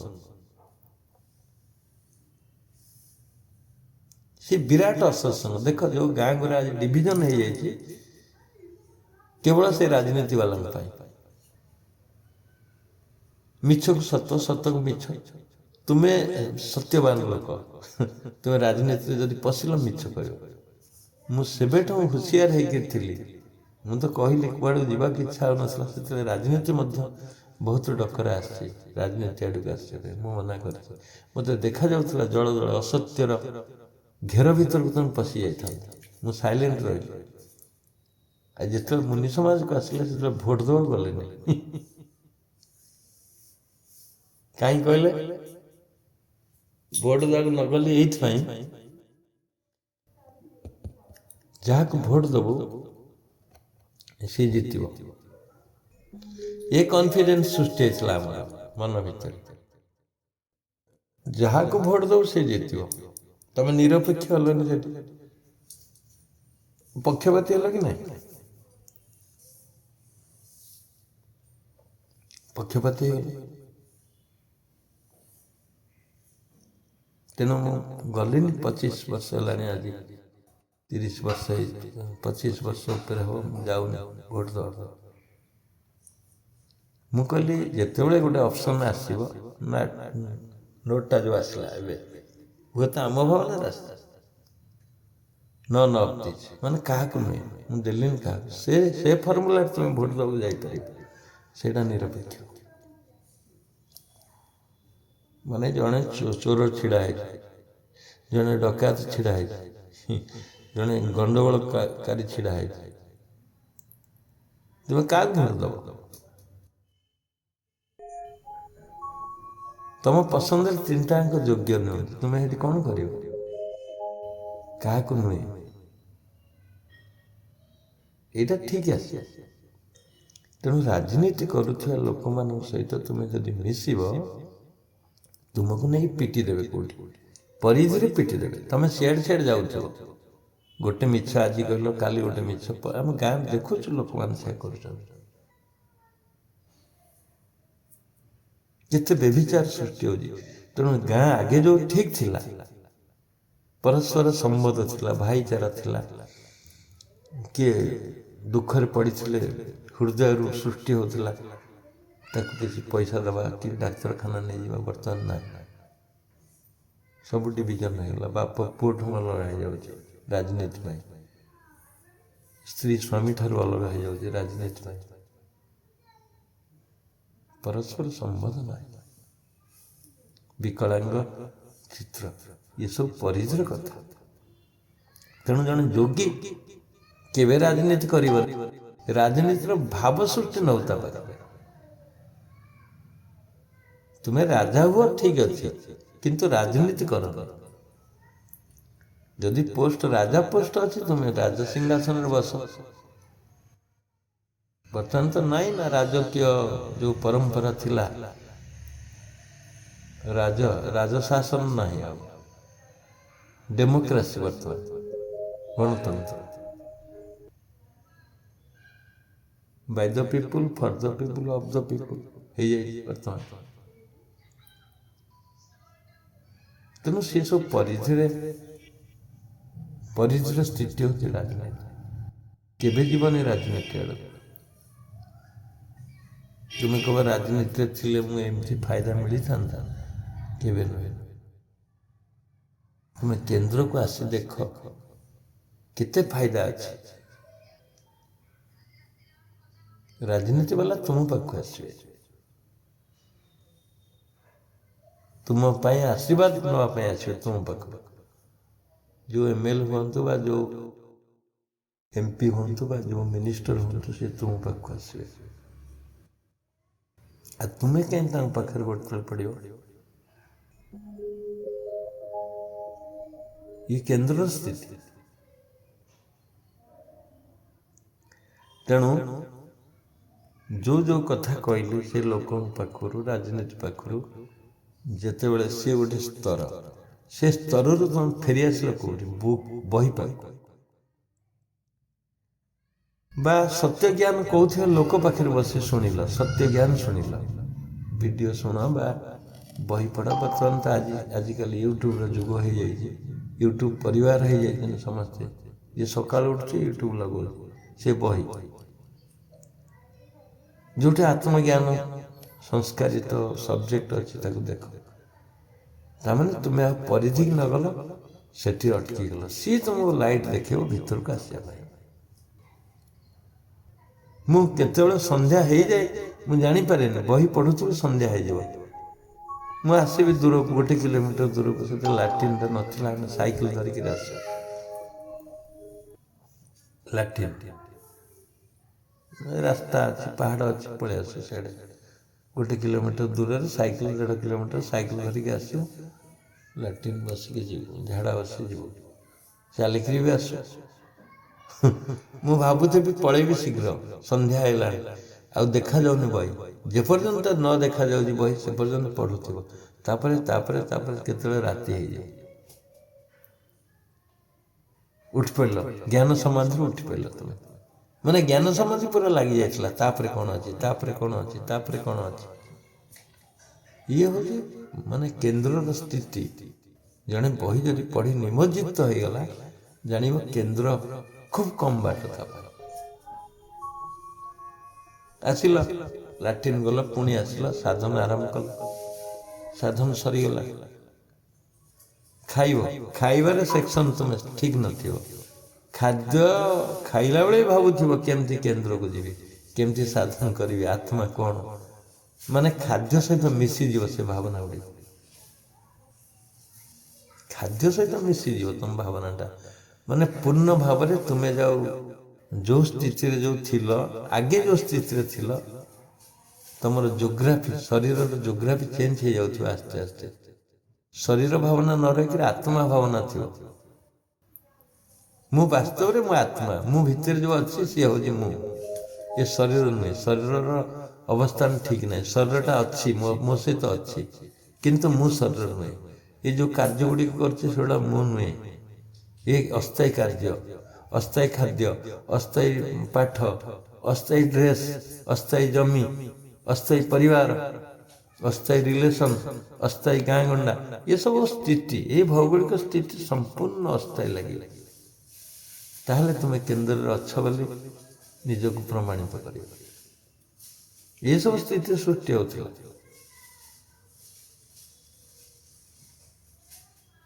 सब अस्थायी अस्थायी लगे स्थायी कौन लगे ता भीतर पुणी आसो जीवन स्वरूप स्थायी तुम्हें स्वयं स्वयं माने तुमर भावना तुमर मन तुमर माने कार्य परिसर तुमर दर्शन आत्मा को दर्शन करवा केवल स्थायी रूप भावना भीतर आस भावना भीतर तुम रही पूरा बुड्डिक रही आत्मार आत्मार कलेवर सहित आत्मार रूपरेख सहित आत्मार कर्म सहित आत्मार कार्य अज्ञात शक्तिर कार्य ज्ञात शक्तिर कार्य लिभिज आस्ते आस्ते अज्ञात शक्तिर कार्य उपर पलि आस स्वप्न भावना आस स्वप्न नुहे स्वप्नर भावना आसो से मजीज सी भी केन्द्र स्थिति स्वप्न कौन देखिली किए क्रिएशन कला स्वप्न कहीं सृष्टि है कौन सृष्टि है आर सृष्टिकर्ता किए ये भी केन्द्र स्थिति देखो स्वप्नटा पैसा देले मिलबनी स्वप्न पैसा दे किणला स्वप्न ताको क्रिएशन किए कर मजीज सी भी केन्द्र स्थिति है जदिव परिसर भितर सूर्य चंद्र तारा नक्षत्र अच्छा जदि भावना करवा आर सृष्टिकर्ता किए से भी केन्द्र स्थिति आसीज तुम सूर्यटा उठुची पुणी डूबी जाऊँगी पृथ्वी घूरुची पुणी अपर्याप्त स्पीड रे घूरुची କିନ୍ତୁ ଆମେ ସ୍ଥିର ଅଛୁ। ସୂର୍ଯ୍ୟ ଉଠୁଛି ପ୍ରତ୍ୟେକ ଦିନ, ଦେଖନ୍ତୁ ଜନ୍ମ ସମୟରେ ସୂର୍ଯ୍ୟ ଉଠିଲା ଡୁବିଲା। ଆକୁ ଯିଏ ସୃଷ୍ଟି କରିଛି ସିଏ ତୁମ ଭିତରେ ଅଛି। ଇଏ ଭାବନା ଯେତେବେଳେ ହେଇଯିବ, ତୁମେ ତ ମନମୟ ହେଇଯିବ, ପ୍ରାଣମୟ ହେଇଯିବ, ଆନନ୍ଦମୟ ହେଇଯିବ ଏବଂ ଆତ୍ମାମୟ ହେଇଯିବ। ସାରା ବିଶ୍ୱର ସୃଷ୍ଟିକର୍ତ୍ତା ତୁମେ ହେଇଯିବ। ବେଳେବେଳେ ଭାବନା ଆସିବ, ନହେଲେ ବି ଭାବନା ଆସିବ। ଇଏ କେନ୍ଦ୍ର ସ୍ଥିତି। ବନ୍ଧୁଘର ଯଦି ମନେ ପଡ଼ିଲା, ବ୍ୟବହାର ଦେଇଛ, ଯୋଡ଼ ଦେଇଛ, ଶାଢ଼ୀ ଦେଇଛ, ପଇସା ଦେଇଛ, ବ୍ୟବହାର ଦେଇକିରି ଆସିଛ, ତୁମକୁ ରିଟର୍ଣ୍ଣ ଦେବେ। ବୁଝିଲେ? ରିଟର୍ଣ୍ଣ ଦେବେ କି ନାହିଁ? ତମକୁ ଯେଉଁ ପୁଣି ମାନେ ଡ୍ରେସ୍ ଦେବେ, ତୁମ ପସନ୍ଦ ହେଲାନି, ତାମାନେ ତୁମେ ପରିସରରେ ରହିଗଲ। ସେ କଥା ପୁରା ଭୁଲିଯାଅ। କିଏ କ'ଣ ଦେଲା ନଦେଲା ତାକୁ କାଟିଦବ ପୁରା। ଯେହେତୁ ତମେ ଯୋଗ କରୁଛ, କେନ୍ଦ୍ରରେ ଅଛ। ମୁଁ ଏଇ ଛୋଟ ଗୋଟେ ଉଦାହରଣ ଦେଲି। ତାମାନେ ଯଦି ସେଠି ତୁମେ ମନେ ରଖିଲ ମୁଁ ତାକୁ ଏଇଆ ଦେଇଥିଲି, ସେ ଦେଲାନି, ତାମାନେ ତମେ ପରିଧିରେ ଅଛ। ସାଧନ କରିକିରି ପରିଧିରେ ରହିଲ, ଭୁଲିଯିବ, ଆନନ୍ଦରେ ରହିବ। ସେଠି କ'ଣ ନା ସେ ହଁ ନ ଦେବ, ଠିକ୍ ଅଛି। ଆରେ ମୁଁ ଯୋଉ ସ୍ଥିତିରେ ଅଛି ସିଏ ତ ନାହିଁ ନା, ବାସ୍ ସେ କଟିଯିବ ସେ ସ୍ଥିତି ଗୁଡ଼ା।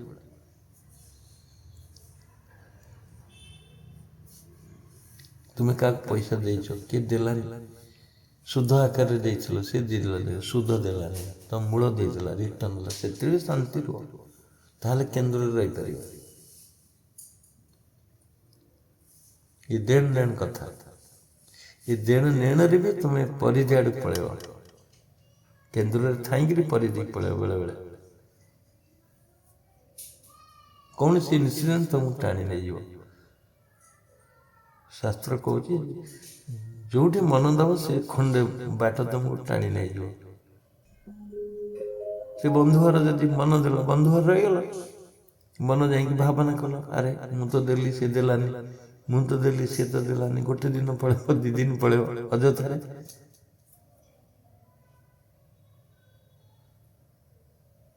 ଆକୁ କୋଉଠି କାଟିବ? ଜ୍ଞାନର ଖଡ୍ଗରେ କାଟିବ। ଯଦି କେନ୍ଦ୍ରରେ ତୁମେ ଅଛ, ରହିବାକୁ ଚାହୁଁଛ, ତାହେଲେ ପରିଧିର ଯେତେ ଆବର୍ଜନା ଅଛି ତାକୁ କାଟିବାକୁ ପଡ଼ିବ। ବିଲ, ଏପରିକି ବିଲ ନ୍ୟୁଟ୍ରାଲ, ବିଲ ଚାଷ ହେଲାନି, ଜମିରେ ଚାଷ ହେଲା, ଫସଲ ହେଲାନି, ସେ ବର୍ଷ ଦୁର୍ଭିକ୍ଷ ପଡ଼ିଲା, ଫ୍ଲଡ୍ ହେଇଗଲା, ସାଇକ୍ଲୋନ ହେଲା, ବୁଝିଲେ, ଡ୍ରଟ୍ ହେଲା, ଫସଲ ଆସିଲାନି। ତମେ ହାୟର ପ୍ରଶ୍ନ ଉଠିବନି, ହାୟ କ'ଣ ହେଇଗଲା? ସେଥିରେ ବି ଆନନ୍ଦିତ ରହିଲେ, ଖୁସି ରହିଲେ, ତୁମେ କେନ୍ଦ୍ରରେ ରହିଛ ବୋଲି ଜଣା ପଡ଼ିବ। ନଆସ କ'ଣ ହେଲା? ପୃଥିବୀ ନଥାନ୍ତା, ତମ ଶସ୍ୟ କ୍ଷେତ୍ର ନଥାନ୍ତା, କ'ଣ ହେଇଥାନ୍ତା? ସେ ଜମି ବିଲକୁଲ ତମର ନଥାନ୍ତା, ତମେ କ'ଣ ରହିନଥାନ୍ତା? କୁହନ୍ତୁ। ତେଣୁ ଏସବୁ କେନ୍ଦ୍ରର ଭାବନା। କେନ୍ଦ୍ର ରହିବାର ସ୍ଥିତି ହେଉଛି ଭାବନାର ସ୍ଥିତି, ଆଉ କିଛି ନାହିଁ। ତମ ଭାବନାଟା ଯଦି ଷ୍ଟ୍ରଙ୍ଗ ହେଇଯିବ, ବଳଶାଳୀ ହେଇଯିବ, ତାହେଲେ ତୁମେ କେନ୍ଦ୍ରରେ ରହିପାରିବ। ତୁମେ ବେପାର କରୁଛ, ପରିବା ବେପାର କରୁଛ, ପରିବା ଆଣିଲ, ନଷ୍ଟ ହେଇଗଲା, 3 ଦିନ ଖାଇବନି ଯଦି କ'ଣ ହବ? ତାମାନେ ତୁମେ ପରିସରରେ ରହିଲ। ଆଉ ତୁମେ ପରିବା କିଣିବାକୁ ଯାଇଛ, ବ୍ୟାଗ ଧରିକି ଆଣିଛ, ବ୍ୟାଗ ଫାଟିଗଲା ବା ଗଳି ପଡ଼ିଲା ସବୁ ପରିବା, ଗାଡ଼ି ଚଢ଼ିଗଲା ପରିବା ଉପରେ, ରୋଡ଼ରେ ଆଣୁଥିଲ, ଗଡ଼ିଗଲା, ଗାଡ଼ି ଚଢ଼ିଗଲା, ସବୁ ନଷ୍ଟ ହେଇଗଲା, କିଛି ମିଳିଲା। ତୁମେ କେନ୍ଦ୍ରରେ ଅଛ ଯଦି, ତୁମକୁ ସେଇ ଇନସିଡେଣ୍ଟ ପ୍ରଭାବ ପକେଇବନି। ବାରମ୍ବାର କହିଛି ଆନନ୍ଦରେ ରୁହ, ସେ ତ ଅଲଗା କଥା, କିନ୍ତୁ ତୁମେ ଯଦି କେନ୍ଦ୍ରରେ ଥିବ, ସାଧନ କରୁଥିବ, ଏଇ ଘଟଣାଟା ତୁମକୁ ପ୍ରଭାବିତ କରିବନି। ଆଉ ତୁମେ ଯଦି କେନ୍ଦ୍ରରେ ଥିବ ଏ ପ୍ରଭାବ ହବନି, ମାନେ ଏ ଇନସିଡେଣ୍ଟ ହବନି, ଏ ଘଟଣା କେବେ ଘଟିବ, ଏଇଟା ହିଁ ମନେ ରଖ। ଦୁଇଟା ପରିପୂରକ। ତୁମେ ଯଦି ଜବରଦସ୍ତ ଭାବରେ କେନ୍ଦ୍ରରେ ଅଛ, ସାଧନ କରୁଛ, ପ୍ରତି ମୁହୂର୍ତ୍ତରେ ସାଧନର ବା ପ୍ରତିକ୍ଷଣରେ ଭାବନା ଅଛି ମୁଁ ଆତ୍ମା, ଏ ଘଟଣା ଘଟିବନି। ଆଉ ତୁମେ ଯଦି ରାତି 3ଟାରେ ଉଠି ସାଧନ କରୁଥିବ ପ୍ରତ୍ୟେକ ଦିନ, ଏ ଘଟଣା ଘଟିବନି, ଏ ଇନସିଡେଣ୍ଟ ହବନି, କେବେ ହବନି। ତେଣୁ ଜୋରଦାର ସଂକଳ୍ପ ନିଅ, ମୁଁ କେମିତି ସାଧନ କରିବି ପ୍ରତ୍ୟେକ ମୁହୂର୍ତ୍ତରେ। ସାଧନ ଗୋଟେ ଚାବିକାଠି। ଏଇ ଯୋଉ ଯୋଗର ସାଧନ, ଚକ୍ରଭେଦନ ହଉ, ପ୍ରାଣାୟାମ ହଉ, ସୁହନ ହଉ, ପ୍ରଣବ ହଉ, ଇଏ ଚାବିକାଠି କେନ୍ଦ୍ରକୁ ଆସିବା ପାଇଁ।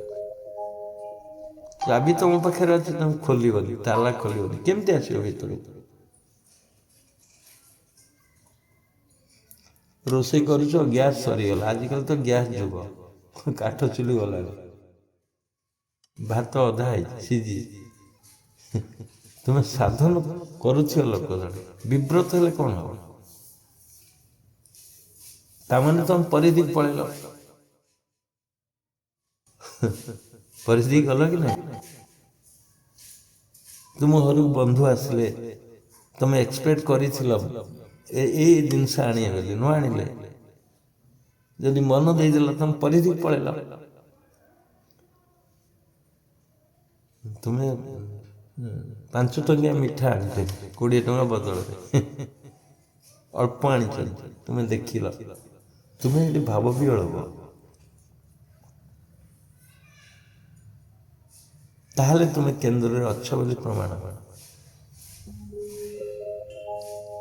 ତୁମେ ଜମା ପରିଧିର କଥାକୁ ମନରେ ଆଙ୍କନି। ତୁମେ ପରିଧିର ଘଟଣାକୁ ନେଇକରି ମନରେ ବିଷାକ୍ତ ହୁଅନି। ଏସବୁ ପରିଧିର କଥା। ପୁଅର ଚାକିରି ହେଲାନି, ଏସବୁ ପରିଧିର କଥା, ତମେ ମନସ୍ତାପ କରନି। ଚାକିରି ହବ, ପୁଅ ଫେଲ ହେଇଗଲା, ପାସ୍ ହବ। ତୁମେ ଯଦି କେନ୍ଦ୍ରରେ ରହିକି ସାଧନ କରୁଛ, ପ୍ରତ୍ୟେକ ଦିନ ସାଧନ କରୁଛ, ତୁମର ପରିବାରର ସ୍ୱଚ୍ଛତା, ପରିବାର ଲୋକ ସହିତ ଅନ୍ୟମାନେ, ତୁମ ରିଲେଟିଭ ମଧ୍ୟ ସୁସ୍ଥ ହେଇକି ରହିବେ। ଏଇ ରତ୍ନାକର ସେ ପୁରୀ ଆଶ୍ରମରେ କହୁଥିଲେ ତାଙ୍କ ପ୍ରବଚନରେ ଯେ ଆମେ 5 ଜଣ ସାଧନ କରୁ ସବୁଦିନ ରାତିରୁ ଉଠିକିରି, ଝିଅ 3, ସ୍ୱାମୀ ସ୍ତ୍ରୀ 2। ମୁଁ ଯୋଉଟା ଆଗରୁ କହିଥିଲି ତୁମକୁ ଯେ ଆମ ଏରିଆରେ 10 ବର୍ଷ ଶସ୍ୟ ଶ୍ୟାମଳା ହେଇକି ଥିଲା, କେହି ଲୋକ ଶସ୍ୟ ଉତ୍ପାଦନରୁ ବିଚ୍ୟୁତ ହେଉନଥିଲେ, ସମସ୍ତଙ୍କର ଧରା ଭରା ଧନରତ୍ନରେ ଭରପୁର ଥିଲା। ଆମେ ପଢ଼ି ଆସିଲା ପରେ ସିରିଏଲ ଡେଥ୍ ଲାଗିଲା, ଆରମ୍ଭ ହେଲା। ଆଜି ଜଣେ ମଲେ, କାଲି ଜଣେ ମଲେ, ପରଦିନ ମଲେ, ଏମିତି 20 ଜଣ ମରିଗଲେ। ମୁଁ କହୁଥିଲି ନା ନାହିଁ ଥରେ, ସେମିତି ତାଙ୍କର ଇଏ 5 ଜଣ ସାଧନ କଲେ, ମାନେ ପଞ୍ଚୁପାଣ୍ଡବ ହେଇଗଲେ। ତାର ସାନ ଝିଅଟା ଅଛି, ସିଏ ଭୀମ। ଏସବୁ ସାଧନ କର, ସେ ନିଜେ ଅନୁଭବ କଲେ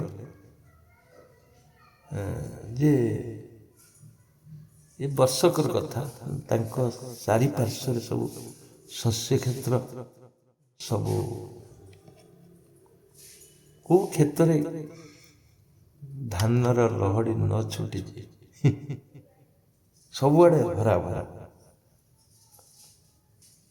ଏ ଘଟଣା ଘଟିବ କାହିଁକି କହିଲେ ନା, ତୁମର ପ୍ରଣବ ଶବ୍ଦ, ପ୍ରଣବର ଧ୍ୱନିଟା ଆକାଶ ତତ୍ତ୍ୱରେ ମିଶିବ। ଆକାଶ ତତ୍ତ୍ୱରେ ମିଶିଲା ମାନେ ବର୍ଷା ହେବ, କାହିଁକିନା ପ୍ରଣବ ତାର ମାଲିକ, ଆକାଶର ମାଲିକ କିଏ? ପ୍ରଣବ ଶବ୍ଦ। ପ୍ରଣବ ବାନ୍ଧି ରଖିଛି ଆକାଶକୁ, ପୃଥିବୀ କଥା ଛାଡ଼, ଆକାଶକୁ ବାନ୍ଧି ରଖିଛି ପ୍ରଣବ। ପୃଥିବୀ ସହିତ ସମ୍ପର୍କିତ, ବାୟୁ ସହିତ ସମ୍ପର୍କିତ, ଅଗ୍ନି ସହିତ ସମ୍ପର୍କିତ। ଅଗ୍ନି ଅଛି ଏୟାରରେ, ତେଣୁ ପଞ୍ଚଭୂତ ଶାନ୍ତ ହେଇଗଲେ ପ୍ରଣବରେ। ତେଣୁ ସେଠି ଶସ୍ୟ ଶ୍ୟାମଳ ହବନି କାହିଁକି? ତୁମେ କିଛି କରିବନି, କେବଳ ପ୍ରଣାମ କରିବ, ରୀତିମତ ପ୍ରଣାମ କରିବ, ହୃଦୟର ସହିତ ପ୍ରଣାମ କରିବ, ନିଷ୍କପଟ ଭାବନାରେ ପ୍ରଣାମ କରିବ। କପଟ କରି କରିବନି, ମୁଁ ପ୍ରଣାମ କରୁଛି ଏଇଟା ହବ, ହବନି। ନିଷ୍କପଟ ହୃଦୟରେ ପ୍ରଣାମ କରିବ, ହେଇଯିବ। ଇଏ ହେଉଛି କେନ୍ଦ୍ରର ସ୍ଥିତି।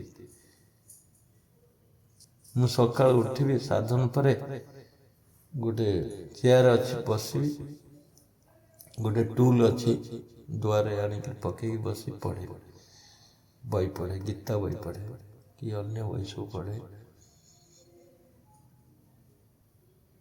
ତା ଭିତରେ କେତେବେଳେ ଘଣ୍ଟେ 2 ଘଣ୍ଟା ହେଇଯାଏ ମୁଁ ଜାଣିପାରେ। ବହିରେ କେତେ ସମୟ ନେଇଯାଏ ମୁଁ ଜାଣିପାରେ, ମିଶିଯାଏ ତା ଭିତରେ ସେଇ ଶବ୍ଦ, ସେଇ ଭାବ, କଳ୍ପନା ରାଜ୍ୟରେ ବୁଡ଼ି ରହିଯାଏ ମୁଁ। ମାନେ କେବଳ ଆତ୍ମାର ସ୍ଥିତି ଅନୁଭବ କରେ ବହି ଭିତରେ, ସେଇ କେନ୍ଦ୍ରର ସ୍ଥିତି। ମୁଁ ଗୋଟିଏ କଥା ଏଠି କହିବାକୁ ଚାହୁଁଛି ସର୍ବମୋଟରେ, ତୁମେ ଯେଉଁ କାମ କରୁଛ ବା ଯାହା ଯାହା ଯେଉଁ ଘଟଣାରେ ଦିନ ସାରା ବ୍ୟାପ୍ତ ରହୁଛ, ସେଥିରେ କେନ୍ଦ୍ରର ଭାବନା କର, ତାମାନେ ଆତ୍ମାର ଭାବନା କର।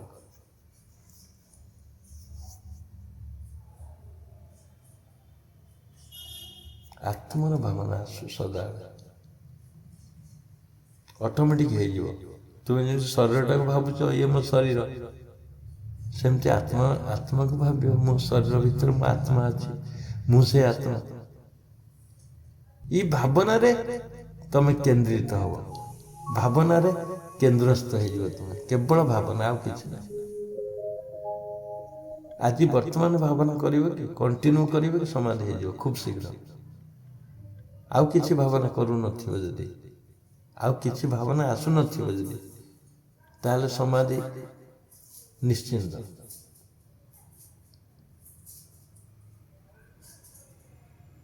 ଏବେ କେନ୍ଦ୍ରାଭିମୁଖୀ ହୁଅ,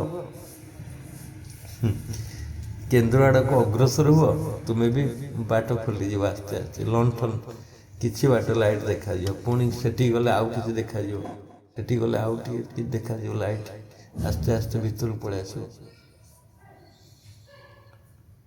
ଆଉ ସଂସାରର ବିଷୟାସକ୍ତ ମାନେ କଣ୍ଟକ, ପୁରା କଣ୍ଟକ, ମାନେ କେନ୍ଦ୍ର ଆଡ଼କୁ ଆସିବା ପାଇଁ, ମାନେ ଏମିତି ସବୁ ସାଟେଲାଇଟ୍ ସେ ରଖିଛି, ସେଇଥିପାଇଁ ଶଲ୍ୟକୁ ମାରିବା କଷ୍ଟ ହୁଏ କୁହନ୍ତି, ମାନେ କଣ୍ଟକ। ତା ସହିତ ତମେ ଯୁଦ୍ଧ କରିବା ବହୁତ କଷ୍ଟ, ସଂସାର ସହିତ। ସଂସାର ହେଉଛି ଶଲ୍ୟ।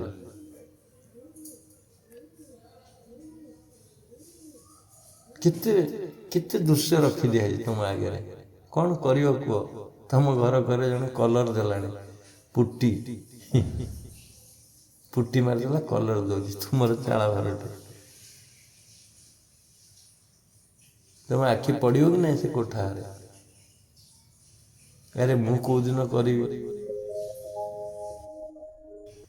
ତୁମ ସେକରକୁ ପୂର୍ବ ଦିଗକୁ ଜଣେ, ତୁମର ମୋଟରସାଇକେଲ ନାହିଁ ବା ତୁମେ ସାଇକେଲ ଚଢ଼ୁଛ, ସେ ସକାଳୁ ଉଠିକି ଭଁ ଭଁ କରିକି ଗାଡ଼ି ତମ ଆଗରେ ଯାଉଛି, ତୁମର ଇଚ୍ଛା ଶକ୍ତି ହବ କି ନାହିଁ? କଲର ଟିଭିଟି ନାହିଁ, ବ୍ଲାକ୍ ଆଣ୍ଡ ହ୍ୱାଇଟ୍, ଏବେ ତ ସବୁ କଲର ହେଇଗଲାଣି ଅବଶ୍ୟ, LED ଟିଭି ନାହିଁ, ତୁମର ସେଇ ମୋଟା ଟିଭି ଅଛି, ବଡ଼ ଟିଭି ତାଙ୍କର, ତୁମର ଆକର୍ଷଣ ହବ କି ନାହିଁ? ଇମ୍ୟୁନିଟିଭ୍ ଇଫେକ୍ଟ ପଡ଼ିବ, ଇମ୍ୟୁନିଟିଭ୍, ସାଇ ପଡ଼ିଶାର ଦୃଶ୍ୟ ତୁମକୁ ଟାଣି ନେଇଯିବ ପରିଧି ଆଡ଼କୁ। ଦେଖୁଛ ତୁମ ଘର କରେ ଗାଈଟି ଜଣେ ରଖି କ୍ଷୀର ଖାଉଛି ଆରାମରେ, ତମର ଗାଈ ନାହିଁ, ତମର ଲୋଭ ହବ କି ନାହିଁ ଗାଈଟି ଆଣିବା ପାଇଁ? ଇଏ ପରିଧିର ଦୃଶ୍ୟ ତୁମକୁ ବାନ୍ଧି ନେଇଯିବ ସବୁ।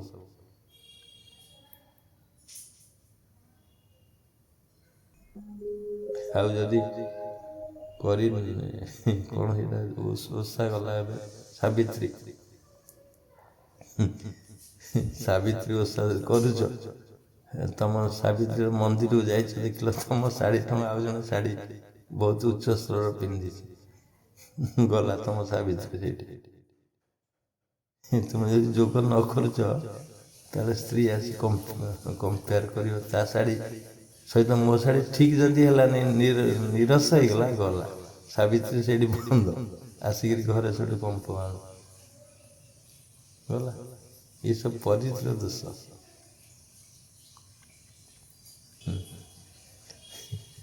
ସ୍ତ୍ରୀ ଲୋକ ଜଣ ସାଧନ କରୁଛି, ସାବିତ୍ରୀ ଓଷା କରୁଛି, ମନ୍ଦିରକୁ ଯାଇଛି, ଦେଖିଲା ଶାଢ଼ୀଟି ମୋର ଟିକେ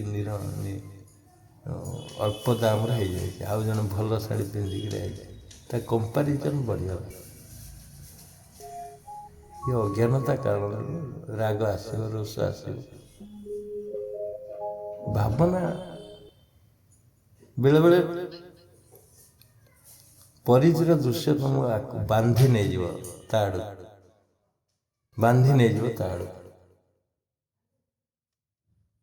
ପରିଚିତ ଦୃଶ୍ୟ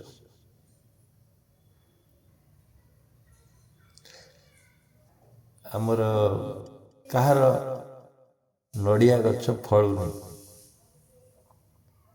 ଅନ୍ୟମାନଙ୍କର ଫଳୁଛି, କାହିଁ ଫଳିଲାନି ନଡ଼ିଆ, ମୋର କ'ଣ ହେଲା ଅସୁବିଧା?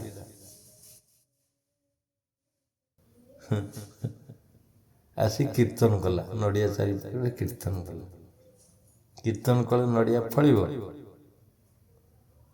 ଏସବୁ ଦୋଷଯୁକ୍ତ ଘଟଣା। ତେଣୁ ତୁମର ଭାବନାକୁ ଏତେ ମଜବୁତ କର,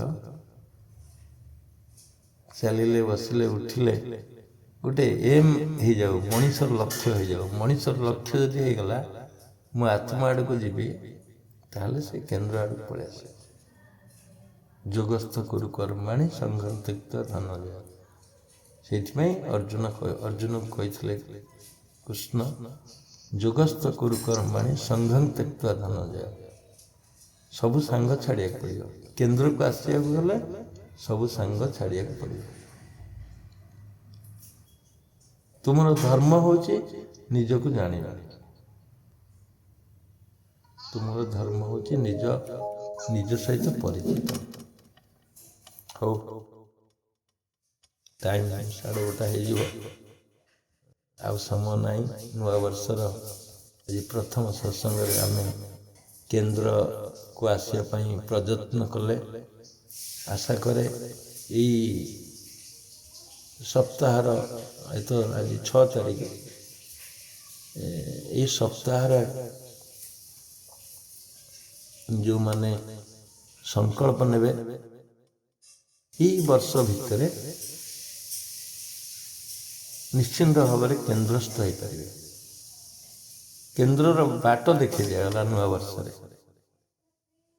କେନ୍ଦ୍ରର ବାଟ ହେଉଛି ନୂଆ ବର୍ଷର ଆଜିର ଆକାଂକ୍ଷା, ଆଜିର ସଂକଳ୍ପ। ଯାହା ହଉ ଯେଉଁମାନେ ଏଇ କେନ୍ଦ୍ରକୁ ଆସିବା ପାଇଁ ଉତ୍ଥାପନ କରିଥିଲେ, 3rd ଏପିସୋଡ଼ ରଖିବା ପାଇଁ, ସେମାନଙ୍କୁ ସତ୍ୟ ଧନ୍ୟବାଦ। ଯାହାଦ୍ୱାରା କି ଆଜି ଆମେ ଗୋଟେ ଟପିକ୍ ରଖିପାରିଲେ, ପୁନରାବୃତ୍ତି କରିପାରିଲେ, ପୂର୍ବବର୍ଷର ସାଧନକୁ, ପୂର୍ବବର୍ଷର ପ୍ରବଚନକୁ ପୁଣି ନୂଆ ବର୍ଷରେ ମିଶାଇ ପାରିଲେ। ସେଥିପାଇଁ ଧନ୍ୟବାଦ। ଆମେ ଏଇଠି ଆମର ଏଇ ବାଣୀକି ବିଶ୍ରାମ ଦେବା। ହୁଏତ ପୁଣି ଯଦି ହୁଏ କେତେବେଳେ ପୁଣି ବି ଏ କଥା ଆଲୋଚନା କରିପାରିବା, ବଡ଼ କଥା ନୁହେଁ। ବହୁତ କଥା ଅଛି। ଆଜିର ଭାବନା, ଆଜିର ମନୋବୃତ୍ତି ନେଇକି ଆଜିର ଏଇ କଥା ମୁଁ କହିଲି, ପୁଣି ଅନେକ କଥା ରହିଯାଉଛି ଭିତରେ, କହିହୁଏନି। ତେବେ ଆସନ୍ତୁ ମତାମତ ନେବା। 10 ମିନିଟ୍ ଭିତରେ ସମସ୍ତଙ୍କର, ଅଳ୍ପ ସମୟ କୁହନ୍ତୁ, 2 ମିନିଟ୍ ଭିତରେ ଶେଷ କରନ୍ତୁ। ଯିଏ କହିବେ 2 ମିନିଟ୍ ଭିତରେ ଶେଷ କରିବେ। ଜୟ ଜୟ। ହଁ କୁହ। ଆଜିର ସତ୍ସଙ୍ଗ ବହୁତ ସୁନ୍ଦର ଲାଗିଲା। ଆପଣଙ୍କର ଯୋଉ ବୁଝେଇବା ଶୈଳୀ ଏତେ ଆମକୁ ମୁଗ୍ଧ କରୁଛି ଯେ ମନ ଆଉ କୁଆଡେ ବି ଯାଉନି। ଏତେ ସୁନ୍ଦର ଲାଗୁଛି ଆମେ କହିବା ଆପଣଙ୍କୁ କଣ କହି ଧନ୍ୟବାଦ ଦେବି ମୁଁ ବି ବୁଝିପାରୁନି। ବହୁତ ସୁନ୍ଦର ଲାଗୁଛି, ବହୁତ ମତେ ଟଚ୍ କରୁଛି ଆପଣଙ୍କ କଥା। ବୁଝେଇବା ଶୈଳୀ ଅତି ସୁନ୍ଦର। ଏତିକି କହୁଛି ଗୁରୁଜୀ, ପ୍ରଣାମ। ହଉ ଠିକ୍ ଅଛି, ଧନ୍ୟବାଦ ମତାମତ ପାଇଁ। ନେକ୍ସଟ କିଏ କହିବେ କୁହନ୍ତୁ? ପ୍ରଣାମ। ହଁ ସ୍ୱରରୁ କହୁଛି ପ୍ରତାପ ହଁ କହୁଛି। ପ୍ରତାପ କୁହନ୍ତୁ। ସେତେବେଳଠୁ କଣ୍ଟିନ୍ୟୁଅସ୍ ଶୁଣୁଛି। ଯୋଉଟା ଏବେ ଯୋଉ ଭାଇ କହିଲେ ସେଇ କଥାରେ ମୁଁ ସେଇ କଥାକୁ ଖାଲି ଦୋହରେଇବାକୁ ଚାହେଁ ଯେ ଶୁଣିଲା ବେଳେ କିଛି ଡିଷ୍ଟର୍ବାନ୍ସ ହୁଏନି, ଶୁଣିବାକୁ ବହୁତ ଇଚ୍ଛା ହୁଏ, ଭଲ ଲାଗେ। ଆପଣଙ୍କ ଏକ୍ସପ୍ଲାନେସନ ମୁଁ ତ ବହୁତ ଭଲ ପାଏ, ସେଇଟା ବହୁତ ଭଲ ଲାଗେ। ଆପଣ ଖୁବ ସୁନ୍ଦର ଭାବରେ ଗୋଟେ କଣ୍ଟିନ୍ୟୁଟି ମେଣ୍ଟେନ କରନ୍ତି, ଗୋଟେ ଫ୍ଲୋ ଥାଏ, କାପରେ କଣ ସେ ଆପେ ଆପେ ଯେମିତି କି ନିଃସୃତ ହଉଥାଏ, ସେଇଟା ଗୋଟେ ଖୁବ ସୁନ୍ଦର ଲାଗେ। କାପରେ କଣ ସେ ଗୋଟେ ତାର ଇକ୍ୱେସନ ଭଳି ଚାଲିଛି, ଆମେ ଆରାମସେ ତାକୁ ଶୁଣୁଛୁ। ଏତିକି କଥା ଆଉ। ପ୍ରଣାମ ଗୁରୁଜୀ, କୁମାର। ଆଚ୍ଛା ଧନ୍ୟବାଦ ମତାମତ ପାଇଁ। ସୁନ୍ଦର ଉପସ୍ଥାପନ ରଖିଲେ, ମତ ଦେଲେ। ତ ନେକ୍ସଟ ଆଉ କିଏ କହିବେ କୁହନ୍ତୁ? ଅଳ୍ପ ସମୟରେ କୁହନ୍ତୁ ଏମିତି। ଜୟ ଜୟ ଗୁରୁଜୀ। ହୁଁ ମୁଁ ଗୋଟେ ଛୋଟିଆ ମତାମତ ଟିକେ ରଖୁଛି। ଅନୁମତି ଦେଲେ କିଛି ସମୟ ପାଇଁ ପଦେ ପଦେ କହିବି। ଅଳ୍ପ ସମୟରେ କୁହନ୍ତୁ, ସମୟ ନାହିଁ ନା। ଅଳ୍ପ ସମୟ ଭିତରେ କହିବି। ଯାହା ହଉ ଆଜି ସତ୍ସଙ୍ଗର ମହତ୍ଵ ବହୁତ ଗୁରୁତ୍ୱପୂର୍ଣ୍ଣ ରହିଛି।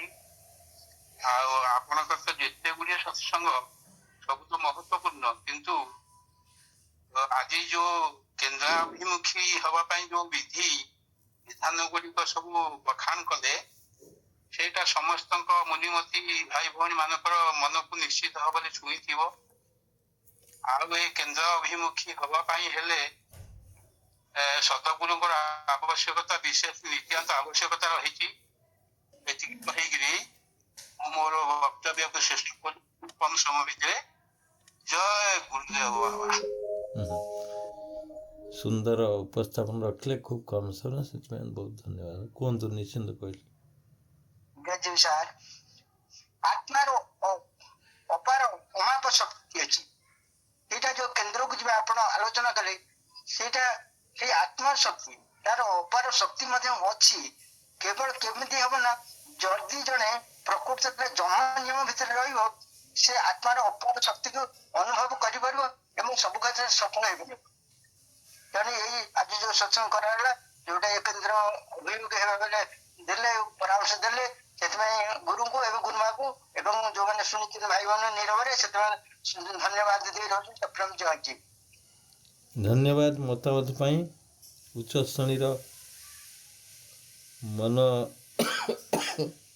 ଶ୍ରେଣୀର ସମୀକ୍ଷା କଲେ ଏଇ ପ୍ରବଚନକୁ, ସେଥିପାଇଁ ଧନ୍ୟବାଦ। ନେକ୍ସଟ କିଏ କୁହନ୍ତୁ? ବାବା ଜୟଜୀ। ହଁ ଜୟଜୀ, ଭଦ୍ରକ। ପ୍ରକୃତିରେ ବାବା ଆମେ ସିନା ସାଧନ କରୁଛୁ, କିନ୍ତୁ ଆମେ ସବୁବେଳେ ହିଁ ପରିଧିରେ ରହୁଛୁ। କିନ୍ତୁ ଆଜିକାର ଯୋଉ ଟପିକ ଟା ଶୁଣିଲା ପରେ ନିଶ୍ଚୟ ମନ ହଉଛି ସବୁବେଳେ ନାଇଁ ଏଇଟା ଏଇ ଜାଗାକୁ ଯାଉଛି କି ଏଇଟା ଭୁଲ କରୁଛି। ନିହାତି ପରିଧି ଆଡକୁ ଯାଇକି ସାଧନ କଲେ ଆମର ସବୁ କାର୍ଯ୍ୟ ସିଦ୍ଧି ହବ। ସବୁବେଳେ ହିଁ ସେ ଯୋଉ ପରିଧିର ବାଟଟା ଆଜି ବି ଦେଖେଇଲେ, ଆଗରୁ ବି ଦେଖେଇଥିଲେ, କିନ୍ତୁ ଦିନକୁ ଦିନ ଶୁଣିଲା ବେଳକୁ ତ ଯେମିତି ଆଉ କିଛି ଛାଡିଗଲି କି ମନରେ ସବୁବେଳେ ହିଁ ସେଇଟା ଉଙ୍କି ମାରୁଛି, ନା ଆଉ କିଛି ଅଛି ବୋଧେ, ଆଉ କିଛି ଅଛି। ପ୍ରକୃତରେ ବହୁତ ଭଲ ଲାଗିଲା। ଏଇଟା ପରିଧିକି ଯିବା ପାଇଁ ସ୍ୱତନ୍ତ୍ର ମାନେ ଗୋଟେ ବିଚାର, କେନ୍ଦ୍ରକୁ ହଁ କେନ୍ଦ୍ରକୁ ଯିବା ପାଇଁ ଏଇଟା ଗୋଟେ ସ୍ୱତନ୍ତ୍ର ବିଚାର। ମୁଁ ଯାଉଥିଲେ ବି ପୁଣି ଫେରି ଆସିବାର ଅଛି। ମାନେ ଏଇଟା ଗୋଟେ ଆଜି ଏତେ ବଢିଆ ଲାଗିଲା ଯେ ମନଟା ଯଦି ଅନ୍ୟ କୁଆଡେ ଯାଉଥିବ, ନାଇଁ ମୁଁ ଯାହା ବି ହେଲେ ନାଇଁ କେନ୍ଦ୍ର ଆଡକୁ ଯିବି, ସେଇଟା ଭୁଲ। ହଉ, ମୁଁ ଟିକେ ଉଦାହରଣ ଦେବାର କାରଣ ହେଉଛି, ବାସ୍ତବ ପଏଣ୍ଟକୁ ଜାଣନ୍ତୁ। କେଉଁଠି ଯାଉଛନ୍ତି, ପରିଧି କେଉଁଠି କେନ୍ଦ୍ରକୁ ଆସିବାର ଉପଯୋଗିତା ରହିଛି। କେନ୍ଦ୍ରକୁ ଆସିବାର ଉପଯୋଗିତା ପାଇଁ ହିଁ ମୁଁ ଗୋଟେ ଇନସିଡେଣ୍ଟ ରଖେ, ଛୋଟ ଘଟଣା କହିଦିଏ। ତେବେ ଧନ୍ୟବାଦ ତାଙ୍କର ଆବେଗ ଏବଂ ଉତ୍ସାହ ଆଉ ସମୀକ୍ଷା କଲେ ଏଇ ପ୍ରବଚନକୁ ନେଇକରି, ସେଥିପାଇଁ ଧନ୍ୟବାଦ। ନେକ୍ସଟ କିଏ କହିବେ? ଅଛନ୍ତି ତ ଆଜି ଭରପୁର ଅଛନ୍ତି। କୁହନ୍ତୁ କିଏ କହିବେ? ହଁ, ସୁମନ୍ତି। ବହୁତ ଭଲ ହେଇଛି ସତ୍ସଙ୍ଗ ଆଜି, ବହୁତ ଭଲ ହେଇଛି। ବହୁତ ତତ୍ଵ ବିଷୟରେ ବି ଆଲୋଚନା ହେଇଛି। ସବୁଠାରୁ ଖୁସି ଲାଗୁଛି ଆପଣ କଥା କହିବା ପୂର୍ବରୁ ଥରେ ହସି ଦିଅନ୍ତି, ମତେ କହିସାରିଲା ପରେ ହସି ଦିଅନ୍ତି, ଭାରି ଖୁସି ଲାଗେ ଆଉ ମଜାଳିଆ ଲାଗେ ବି। ଆଉ କୁଆଡିକି ମନ ବି ଯାଏନି, ଯାହା ଗୋଟେ ଗୋଟେ ପଶୁଛି ଭିତରେ ସେ ଆଉ ବାହାରୁନି, ସେଇଠି ହିଁ ଷ୍ଟପ୍ ହେଇଯାଉଛି। ବହୁତ ବଢିଆ ହେଇଛି, ଭଲ ହେଇଛି। ହଉ, ଧନ୍ୟବାଦ। ହଁ, ନେକ୍ସଟ କିଏ କହିବେ? ଗୁରୁଜୀ ପ୍ରଣାମ, ବସନ୍ତ ଜେନା କହୁଛି। ହଁ ହଁ, କୁହନ୍ତୁ। ଆମର ଏଇଟାକୁ ଟିକେ ଶୀଘ୍ର ୟୁଟ୍ୟୁବରେ ଛାଡିବ, ଠିକ କଥା କହିଛି। ଆଚ୍ଛା, ହଉ। ଏଟା ନିହାତି ଜରୁରୀ, ଭାରି ବଢିଆ ଲାଗେ। ସେକେଣ୍ଡଟା ରହିଛି ବା, ସେକେଣ୍ଡଟା ଆଗେ ଛଡ଼ାଯିବ ନା। ଆଜି ନୂଆ ବର୍ଷ ଆସିଲା, ଆଉ ନୂଆ ଉଦ୍ଦୀପନା, ନୂଆ ଭାବନା, ନୂଆ ସଚେତନତା ସୃଷ୍ଟି ହେଲା। ଆଉ ଆଜି ଆପଣ ମାନେ ଏକଦମ ଟପ୍ କରିଛନ୍ତି। ଧନ୍ୟବାଦ ମତାମତ ପାଇଁ, ସୁନ୍ଦର ମତାମତ, ସୁନ୍ଦର ଅନୁରୋଧ ରଖିଛନ୍ତି ୟୁଟ୍ୟୁବ ପାଇଁ, ସେଥିପାଇଁ ଧନ୍ୟବାଦ। ଜିଜ୍ଞାସା ପାଇଁ ଧନ୍ୟବାଦ। ଆଜ୍ଞା। କୁହନ୍ତୁ। ଭଗବାନ ଗୁରୁ। ଆଜ୍ଞା ଗୁରୁଜୀ ପ୍ରଣାମ, ଜୟଜୀ। ଜୟଜୀ। ଆଜ୍ଞା, ମୁଁ ପିଲାଙ୍କୁ ପଢିଲା ବେଳେ ବୃତ୍ତର ସଂଜ୍ଞା ଓ ପରିଧିର ସୂତ୍ର, ବ୍ୟାସାର୍ଦ୍ଧର ସୂତ୍ର ବତାଇଥାଏ। ଆପଣ ଯୋଉ ଶରୀର ଭିତରେ ଆତ୍ମାର କେନ୍ଦ୍ରକୁ ଯୋଉ ସୂତ୍ର ବତେଇଲେ, ତାହା କଳ୍ପନାର ବାହାରେ। ଆପଣ ଯୋଉ ବାସ୍ତବିକ ତଥ୍ୟ, ଯୋଉ ଭାବନାର ରହସ୍ୟ, ତାହା ଆମକୁ ତଥା ସମାଜକୁ ଏବଂ ମୁନିମତି ନିବାୟକୁ ତାହା ନିଶ୍ଚିତ ଆଲୋକ ପ୍ରଦାନ କରିଥିବ। ଏତିକି କହି ମୁଁ ମୋର ବକ୍ତବ୍ୟ ଶେଷ କରୁଛି। ଜୟଜୀ। ଧନ୍ୟବାଦ। ମତ ରଖିଲେ, ସୁନ୍ଦର ଉପସ୍ଥାପନ, ସମସ୍ତଙ୍କ ପାଇଁ ଏକ ସନ୍ଦେଶ ଦେଇଛନ୍ତି, ସେଥିପାଇଁ ଧନ୍ୟବାଦ। ନେକ୍ସଟ କିଏ ଅଛନ୍ତି କି? ହଉ, ତାହେଲେ ଏଠି ବନ୍ଦ କରିବା। ଏଠି ସତ୍ସଙ୍ଗକୁ ବିଶ୍ରାମ ଦେବା। ପୁଣି ନେକ୍ସଟ କାଲିର ଆଲୋଚନାକୁ ସ୍ୱାଗତ କରିବା। ହଉ, ଜୟ ଜୟ। ପ୍ରଣାମ।